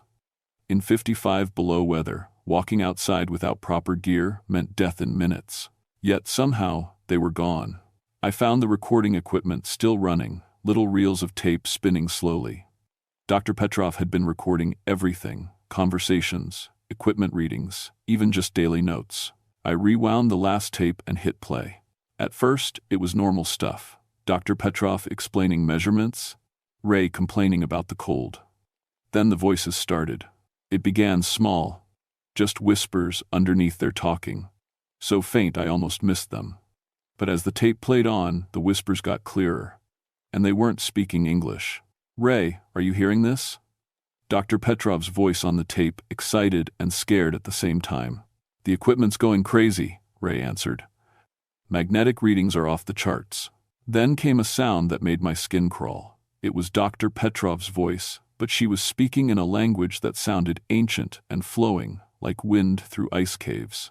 The problem was, on the tape, you could hear her asking Ray what was happening at the exact same time. 2 Dr. Petrovs. One speaking English, one speaking something else. The tape ended with both of them shouting over a growing roar of sound, and then nothing but static. I sat in the warm station, listening to wind rattle the walls, trying to make sense of what I'd heard. Outside, the aurora was getting brighter, casting weird shadows through the windows. Red and gold light danced across the snow like fire. That's when I heard my name. Jack Stormwind. The voice came from outside, clear as day despite the wind. A woman's voice with a slight accent. Dr. Petrov. I grabbed my flashlight and opened the door, cold air hitting me like a punch. Dr. Petrov, where are you? Jack Stormwind. The voice came again, but now it seemed to come from everywhere at once, from the sky. I looked up and my flashlight fell from numb fingers. The northern lights weren't just dancing in the sky anymore. They were reaching down, long fingers of red and gold light stretching toward the ground like they were trying to grab something. And in those lights, I could see shapes, tall, flowing shapes that moved like people but weren't people. Jack Stormwind. Dr. Petrov's voice called from the lights. Come dance with us. Come see what we've learned. I stumbled backward into the station and slammed the door, my heart hammering. Through the windows, the aurora kept getting brighter, and I could hear more voices now. Ray's voice, calling my name. Other voices I didn't recognize, speaking in that strange, flowing language. I grabbed the radio and tried calling headquarters, but all I got was static mixed with whispers. The compass on the table was spinning like a top, and every piece of electronic equipment was going haywire. This isn't happening, I said out loud, trying to keep my voice steady. Aurora Borealis is just charged particles, nothing supernatural. But even as I said it, I didn't believe it anymore. The lights outside got so bright they lit up the station like daylight, and the voices got louder. Dr. Petrov and Ray, calling my name over and over, begging me to come outside and join them. I knew if I opened that door, I'd end up just like them. But I also knew I couldn't hide in the station forever. I spent that first night huddled in the research station, listening to voices that shouldn't exist, calling my name from lights that shouldn't touch the ground. Every time I looked out the windows, the aurora was closer, brighter, reaching down like fingers trying to get inside. When morning should have come, though it stayed dark because of the polar night, the voices finally stopped. The lights faded back to normal aurora patterns, dancing high in the sky where they belonged. But I knew they'd be back. I tried the radio again and got lucky. A faint signal from an old Gwich'in man named Thomas, who lived about 100 miles south. The Gwich'in people had been in this land for thousands of years. And Thomas knew things that weren't in any science book. The sky dancers are awake, he said when I described what I'd seen. They come during the strong lights, looking for voices to steal. Skydancers? Old spirits that live in the aurora. They collect human voices, human thoughts, take them up to dance forever in the lights. I wanted to tell him that was just superstition, but after what I'd seen, I kept my mouth shut. How do I get my people back? I asked. Long pause. Then, you probably can't. Once the Skydancers take someone, they become part of the lights. But Jack, they haven't taken you yet. That means they want something special from you. The radio crackled and went dead. I spent the day checking all the research station's equipment, looking for clues about what Dr. Petrov and Ray had been studying. Their notes talked about unusual magnetic fluctuations and impossible aurora behavior. The last entry, written in Dr. Petrov's handwriting, just said, "They're trying to communicate." As the second night fell, the aurora started up again. But this time, I was ready. I set up Dr. Petrov's camera equipment and pointed it at the sky. If something impossible was happening, I was going to record it. Maybe nobody would believe me, but at least I'd have proof. The lights began as normal aurora, green waves dancing across the star-filled sky. Then, slowly, they changed. The green faded to red and gold, and the lights started moving differently. Not random dancing, but patterns, shapes. Through the camera lens, I watched the aurora form symbols that looked almost like writing, then faces. Dr. Petrov's face, 20 feet tall, made of pure light, smiling down at me. "Jack," her voice whispered through the walls, "you're a smart man. You understand that science doesn't explain everything." I kept filming, even though my hands were shaking. "The Skydancers aren't evil," Dr. Petrov's voice continued. "They're lonely. They've been dancing alone for so long, and they want companions. We're not dead, Jack. We're more." The aurora face shifted, and now I was looking at Ray. His light face grinned at me. "It doesn't hurt," Ray's voice said. "It's beautiful up here. You can see everything, the whole Earth, the stars, the way energy flows through space. Join us, Jack. Let them take your voice, and you'll understand." More faces appeared in the lights. Strangers, dozens of them, all made of aurora light, all smiling, all calling my name. That's when I realized the Skydancers had been doing this for a long time. Dr. Petrov and Ray weren't their first victims. The aurora lights began reaching down again, but this time they came all the way to the ground. Long tentacles of red and gold light wrapped around the research station like rope. Where they touched the building, the metal walls glowed. I grabbed the high-frequency radio equipment that Dr. Petrov had been using for her research. If these things were made of electromagnetic energy, maybe I could fight them the same way. I cranked the radio to full power and started broadcasting on every frequency I could find. Static filled the air, loud and harsh. The aurora lights jerked back like I'd hit them with a stick. "That hurts us," Dr. Petrov's voice said, and for the first time, she sounded angry. "Stop fighting, Jack. You can't win." But I'd found their weakness. I kept broadcasting, filling the air with electronic noise, and the Skydancers retreated back toward the sky. "We'll be back tomorrow night," Ray's voice called as the lights faded. "And the night after. We have all the time in the world. Jack, you have to sleep sometime." They were right. I couldn't stay awake forever, and eventually, my radio equipment would run out of power. I had maybe one more day to figure out how to save Dr. Petrov and Ray, or to escape before the Skydancers took me too. The problem was, I was starting to want to join them. By the third day, I was losing my mind. I'd barely slept, afraid that the moment I closed my eyes, the Skydancers would come for me. The radio equipment was getting weaker, the generator only had so much fuel, and I'd been running it constantly to keep the electromagnetic interference going. But the worst part was the voices. Even during the day, when the aurora wasn't visible, I could hear Dr. Petrov and Ray whispering to me. They told me about the wonders they'd seen, the incredible knowledge they'd gained by joining the Skydancers. They made it sound beautiful, peaceful, perfect, and part of me was starting to believe them. I'd been alone in the Arctic for so many years, watching over empty wilderness, talking to nobody but sled dogs and the occasional radio call. The idea of joining something bigger, something eternal and beautiful, was tempting. "You're fighting something wonderful, Dr. Petrov's voice whispered during the day. "We're not prisoners, Jack. We're explorers. We've become part of something amazing." I tried to focus on facts. Dr. Petrov and Ray were dead or missing. The things in the Aurora were not human, no matter what they looked like. And if I gave in, I'd disappear just like them. But the loneliness was eating at me. On the third night, I made a decision. I couldn't run. My sled dogs had disappeared sometime during the second night, probably scared away by the Aurora activity. I couldn't hide forever.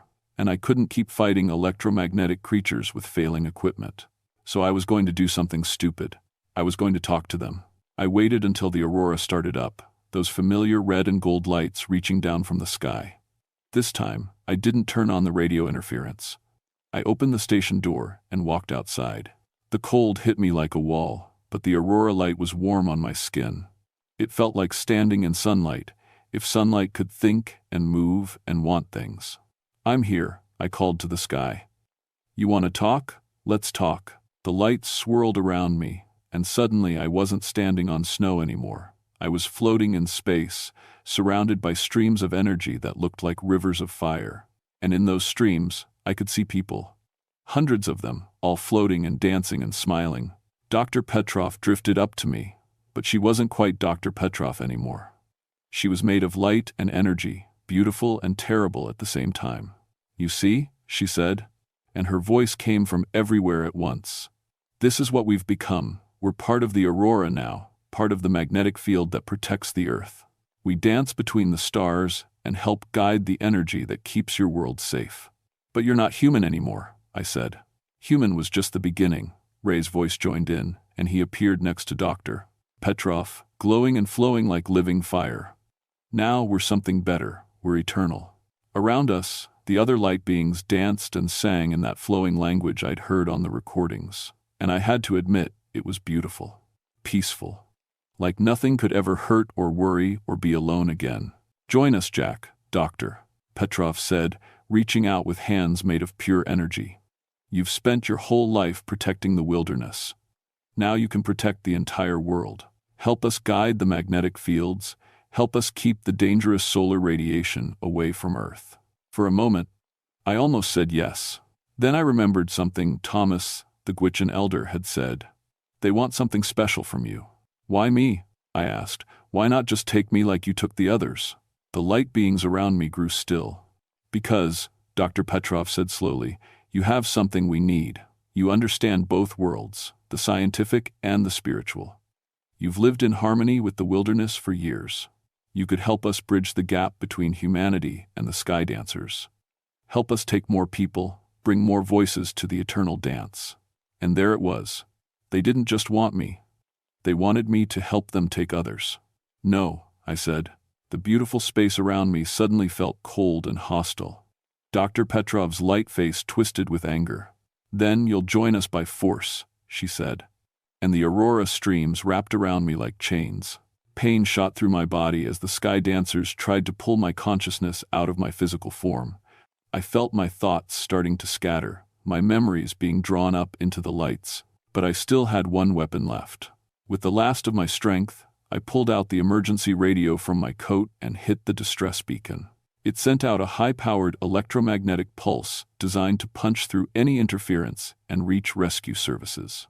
The sky dancers screamed, an awful sound like wind through broken glass. The beautiful space shattered around me, and I fell back into my body, gasping in the snow outside the research station.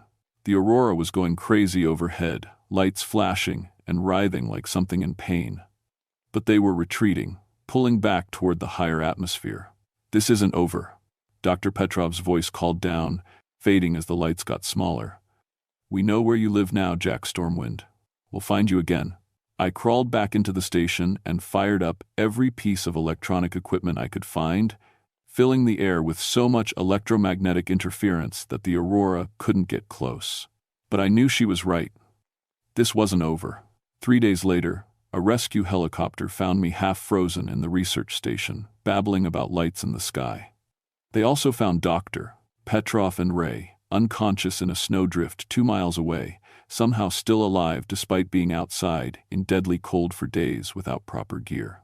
The official report said they'd all suffered from extreme cold exposure and electromagnetic radiation effects that caused hallucinations and memory loss. Dr. Petrov and Ray remembered nothing about their missing days. The The strange recordings were dismissed as equipment malfunction caused by unusual magnetic field activity. I didn't argue with the official story. Who would believe the truth? They transferred me to a station in Lower Alaska, away from the strongest aurora activity. Said I needed time to recover from my exposure incident. I let them think that, but I kept watching the sky. The thing is, I was changed by what happened up there. Now I can feel magnetic fields shifting. I know when the aurora is going to be strong, sometimes days in advance, and on the worst nights, when the northern lights are brightest, I can hear them calling my name. Dr. Petrov and Ray went back to their normal lives, but sometimes I wonder if they really escaped completely. Dr. Petrov quit atmospheric research and became a high school science teacher. Ray left Alaska entirely and moved to Florida. Like they're both trying to get as far away from the aurora as possible. I stayed in Alaska because someone needs to watch. Someone needs to warn people when the aurora gets too strong, too active, too interested in human voices. The Gwich'in people understand. Thomas sends me messages sometimes, letting me know when the sky dancers are restless. Other native elders share stories that help me understand what I'm up against. They've been dealing with the aurora spirits for centuries, and they know the signs. But climate change is making things worse. The magnetic field is shifting, the aurora is appearing farther south than it used to, and more people are traveling to remote areas to see the northern lights. More opportunities for the sky dancers to find new voices. I've started writing reports, not for the Park Service, but for anyone who'll listen. Stay away from the aurora during peak activity. Don't go alone to remote areas during the polar nights. And if you hear voices calling from the lights, run. Most people think it's just an old ranger who spent too much time alone in the cold. But some believe. Other park rangers, native guides, scientists who've had their own strange encounters. We stay in touch, share information, try to keep people safe. Because the sky dancers are still up there, dancing between the stars, waiting for the next time the conditions are just right. And when that happens, they'll come down again, looking for voices to steal and consciousness to collect. The aurora borealis is beautiful, I'll give it that. But beauty can be the most dangerous trap of all. Sometimes, on the clearest nights when the northern lights fill the sky with green and gold fire, I can still hear Dr. Petrov calling my name. She sounds happy up there, dancing with the sky dancers for all eternity. But I remember what she wanted me to help her do. And I remember that some invitations, no matter how beautiful they seem, are better left unanswered. My name is Jack Stormwind, and I've seen what lives in the lights. Now I spend my nights watching the sky, making sure it stays where it belongs, and praying it never comes looking for me again.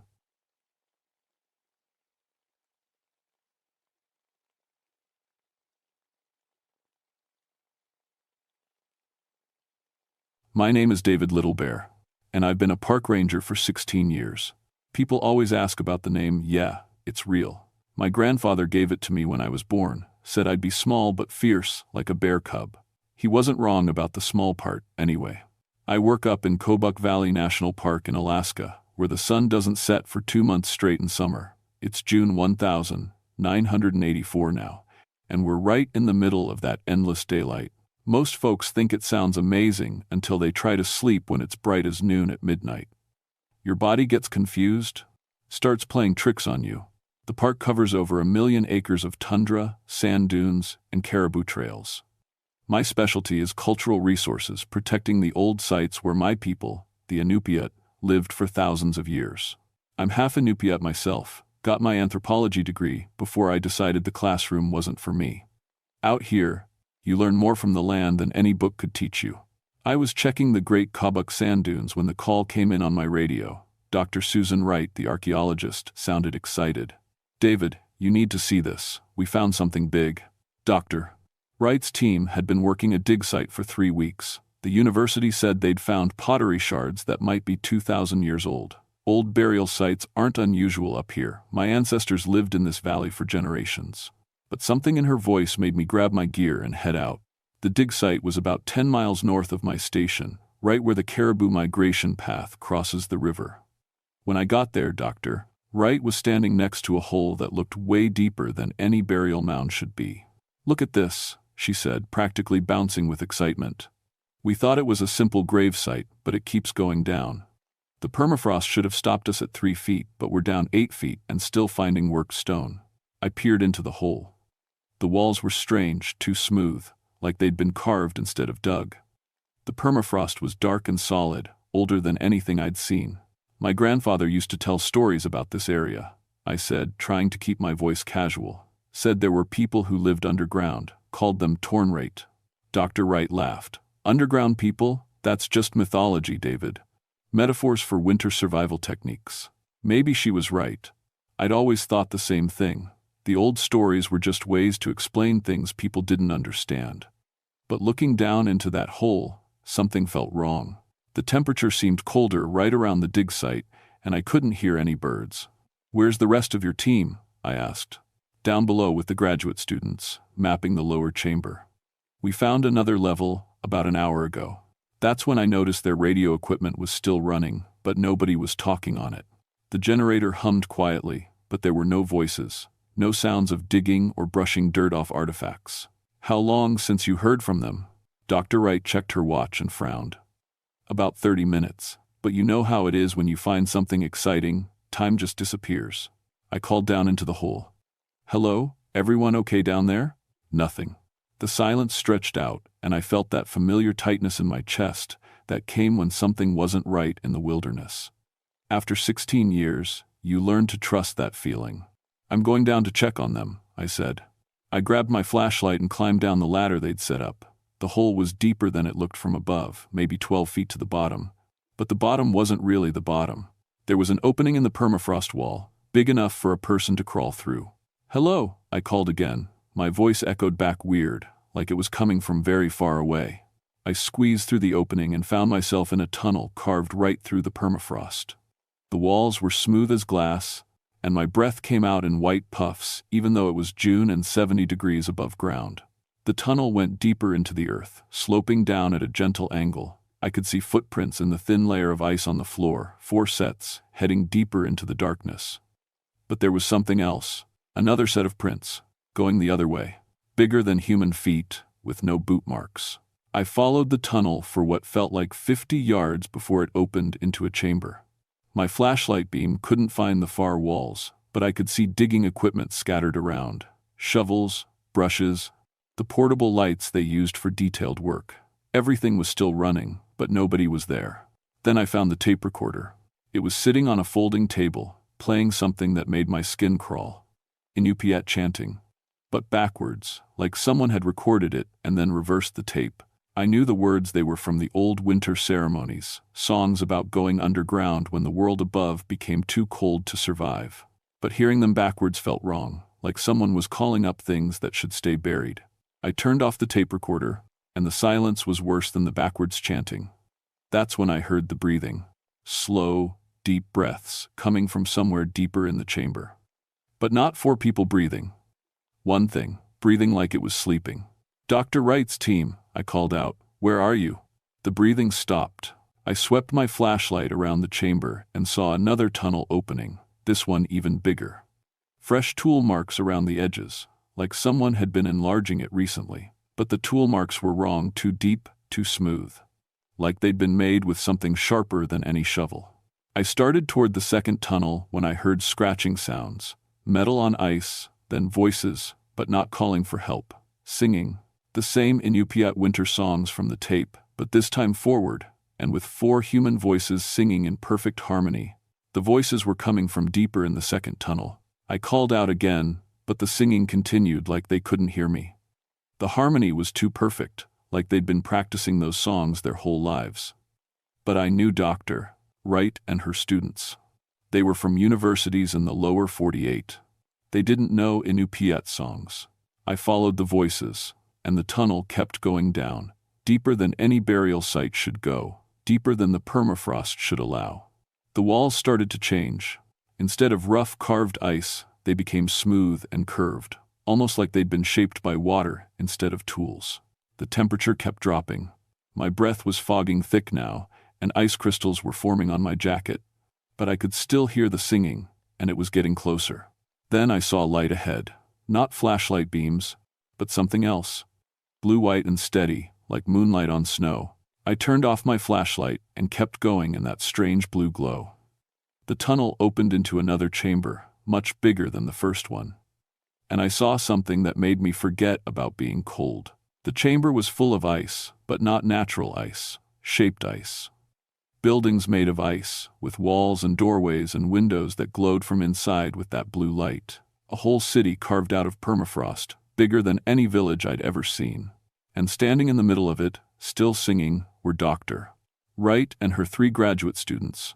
They looked exactly the same, but wrong. Their clothes were clean and dry even though they'd been digging in dirt for hours. Their faces were calm, peaceful, like they were in church instead of underground in an impossible ice city. And their eyes reflected the blue light, like animal eyes in headlights. "Dr. Wright," I called out. They stopped singing and turned toward me, all at the same time, moving together like they shared one mind. Dr. Wright smiled, but it wasn't her smile. Too wide, too knowing. "David," she said. But her voice had an echo to it, like someone else was speaking along with her. "You came down to join us. We need to get out of here. This isn't safe." "Safe?" One of the graduate students laughed, but the laugh came from all 4 of them at once. "We're safer than we've ever been. Look around you, David. Look what they've shown us." I looked. The ice city stretched out further than my eyes could follow, with streets and buildings that seemed to go on forever. But it wasn't empty. Things moved in the shadows between the buildings. Tall things that walked on 2 legs but didn't move like people. "Who showed you? Who's down here?" "The ones who came before," Dr. Wright said. "The ones who chose the better way." That's when I saw them clearly for the first time. They stepped out of the shadows between the ice buildings, and my grandfather's winter stories came flooding back. Tall as basketball players but thin as fence posts. Skin so pale it was almost clear, and eyes like chips of blue ice that took up half their faces. They moved without making any sound, gliding across the ice floor like they weighed nothing. Tornrate, the underground people. My rational mind tried to reject what I was seeing. Underground people were just stories, ways to explain why some folks disappeared during bad winters. But here they were, real as the ice around us, watching me with those huge eyes that seemed to look right through me. "Your ancestors knew us," one of them said, and its voice came from inside my head instead of through my ears. "They understood the choice, surface or depth, struggle or peace. They chose wrongly." More of them appeared, filling the spaces between the ice buildings. Dozens, maybe hundreds. Some looked more human than others, like they hadn't been underground as long. But they all had those eyes, and they all moved with that silent, gliding walk. "We preserve the summer memories," another voice said in my head, and I couldn't tell which one was speaking. "Those who choose to stay become part of the eternal warmth below." I looked back at Dr. Wright and her team. They weren't prisoners, they were converts. The peaceful look on their faces, the way they stood so still and calm, it wasn't natural. But they didn't look afraid. "You can't keep them here," I said. "They have families, jobs, lives above." "Above is ending," the voices said, and this time it felt like all the Tornrate were speaking together. "Ice comes early this year. Snow will not melt next summer. We have seen this before, many times. Better to join us now, while the choice is still possible." One of them glided closer, and I could see details that made my skin crawl. Its clothes looked like they were made of the same ice as the buildings. And its skin was so thin I could see dark veins underneath. When it moved, frost formed in the air around it. "Your blood remembers us," it said. "You are of the people who knew the old agreements. Join willingly and keep your memories. Resist and become summer memory only." I felt something changing in my head, like cold fingers touching the inside of my skull. The ice city started to look less scary and more beautiful. The blue light became warm and welcoming instead of cold and alien. I could feel myself wanting to stay, to stop fighting and just accept whatever they wanted to do to me. But then I remembered something my grandfather taught me. When the winter spirits try to take you, you sing the staying warm songs. You remember who you are and where you belong. I started singing under my breath, one of the old songs about summer hunting and the warm wind from the south. The cold fingers in my head pulled back, and the ice city looked scary again. The Tornrate made a sound like wind through broken ice. "Strong memories," the closest one said, "but memories fade. You will stay until they do." That's when I realized the tunnel I'd come through was gone. The The wall behind me was solid ice, like it had never been there at all. I was trapped in the ice city with creatures from my grandfather's worst stories, and the people I'd come to save didn't want to be saved. The largest Tornrate moved toward me, and as it got closer, I could see something that made my blood turn to ice water. Under the transparent skin, under the impossible pale features, there was a human face. An Inupiat face that looked like it belonged to my grandfather's generation. "You know me," it said, and its voice in my head carried an accent I recognized from the old people in my village. "I am Paniak, son of Tugluk, grandson of Sivulik. Your blood knows my blood." I did know those names. My grandfather had told me stories about relatives who disappeared during bad winters, who went out to hunt and never came back. Family stories that went back generations. "You're supposed to be dead," I whispered. "Dead? No, changed, preserved. I came down during the Great Hunger Winter, when the caribou didn't come and the ice wouldn't melt. The Tornrate offered choice, die above or live below. I chose to live." It gestured to the ice city around us. "See what living means here. No hunger, no cold, no death. Only the long summer dream that never ends." I could feel the cold fingers in my head again, stronger now. Images flooded my mind. Endless summer days in the ice city. No more checking radio equipment or filing reports. No more worrying about anything except the beautiful blue light and the peaceful singing. Dr. Wright stepped closer, and I could see that her skin was starting to change, becoming more translucent like the Tornrate. "It's wonderful, David. You can feel the whole city like it's part of your body. Everyone's thoughts, everyone's memories, all connected."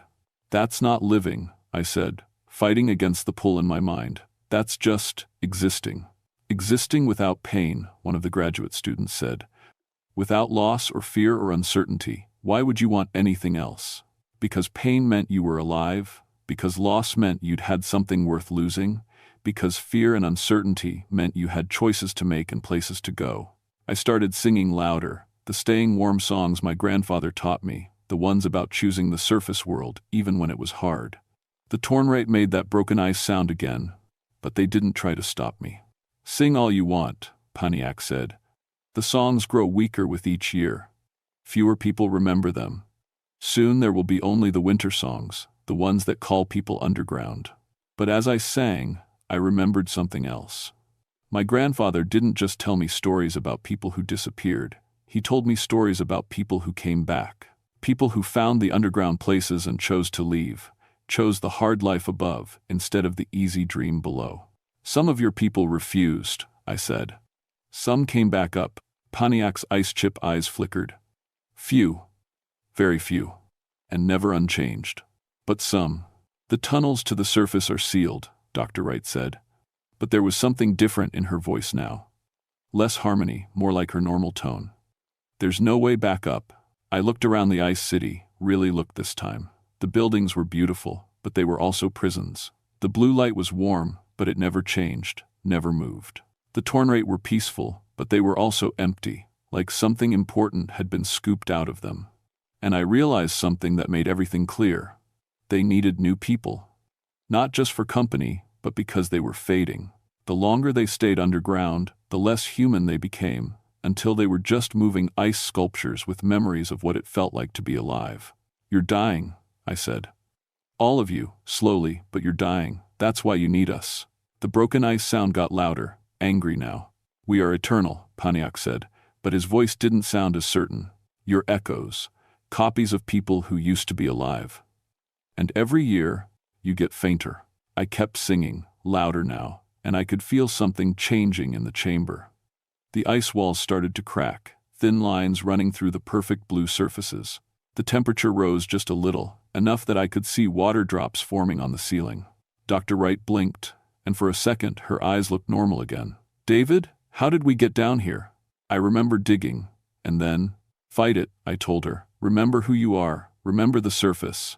The Tornrate moved closer, surrounding us, but I could see cracks forming in their skin too. They needed the cold, needed the perfect ice, needed everything to stay exactly the same. I thought about summer above ground, about the midnight sun and the caribou migration, about all the things that changed and grew and lived and died in the real world. And I sang about all of it, every warm memory I had. The ice city began to melt. The ceiling started dripping, then streaming, then pouring. The perfect blue light flickered and went out. In the darkness, I heard the torrent making sounds like wind through collapsing ice caves, and I felt them pulling away from us, retreating deeper into the earth where the cold still held. "Run!" I shouted to Dr. Wright and her team. But they were already running, stumbling through the melting ice city toward the tunnel that was opening again as the ice walls collapsed. We climbed through rushing water and falling chunks of permafrost, following my flashlight beam up toward the surface. We made it out just as the entire underground chamber collapsed behind us. The burial mound caved in, filling with muddy water and broken ice. By the time we were all safely above ground, there was nothing left but a big hole full of dirty water. Dr. Wright and her students were suffering from severe hypothermia, even though they'd been underground for only a few hours. I radioed for a medical evacuation, and they were flown to Anchorage that same day.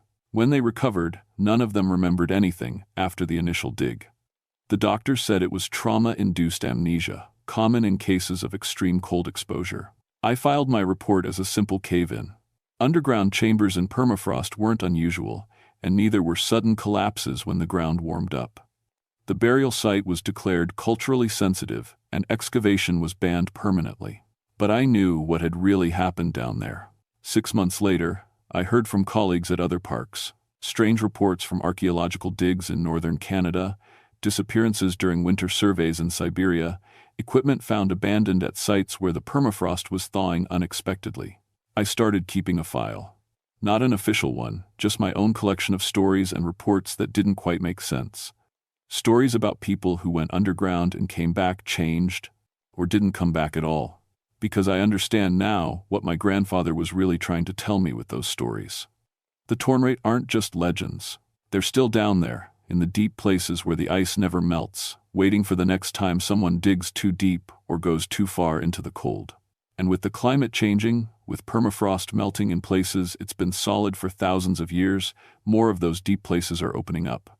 I still work for the Park Service, still protect the cultural sites of my people. But now I listen more carefully to the old stories. Not all of them are just metaphors for survival. Some of them are warnings. Last week, I got a call from a graduate student doing climate research up on the North Slope. She found some unusual ice formations, she said. Structures that looked almost like buildings. She wanted to know if I thought they might be archaeologically significant. I told her to stay away from them. Some things are meant to stay buried, no matter how much the world above ground changes, and some choices, once made, can't be taken back. But late at night, when the midnight sun makes it impossible to sleep, I still hear that backwards chanting in my head. And sometimes, just for a second, I remember how peaceful it felt down there in the blue light, how simple everything seemed when someone else was making all the decisions. That's when I sing the Staying Warm songs, loud as I can, until the feeling goes away. Most of the time, it works.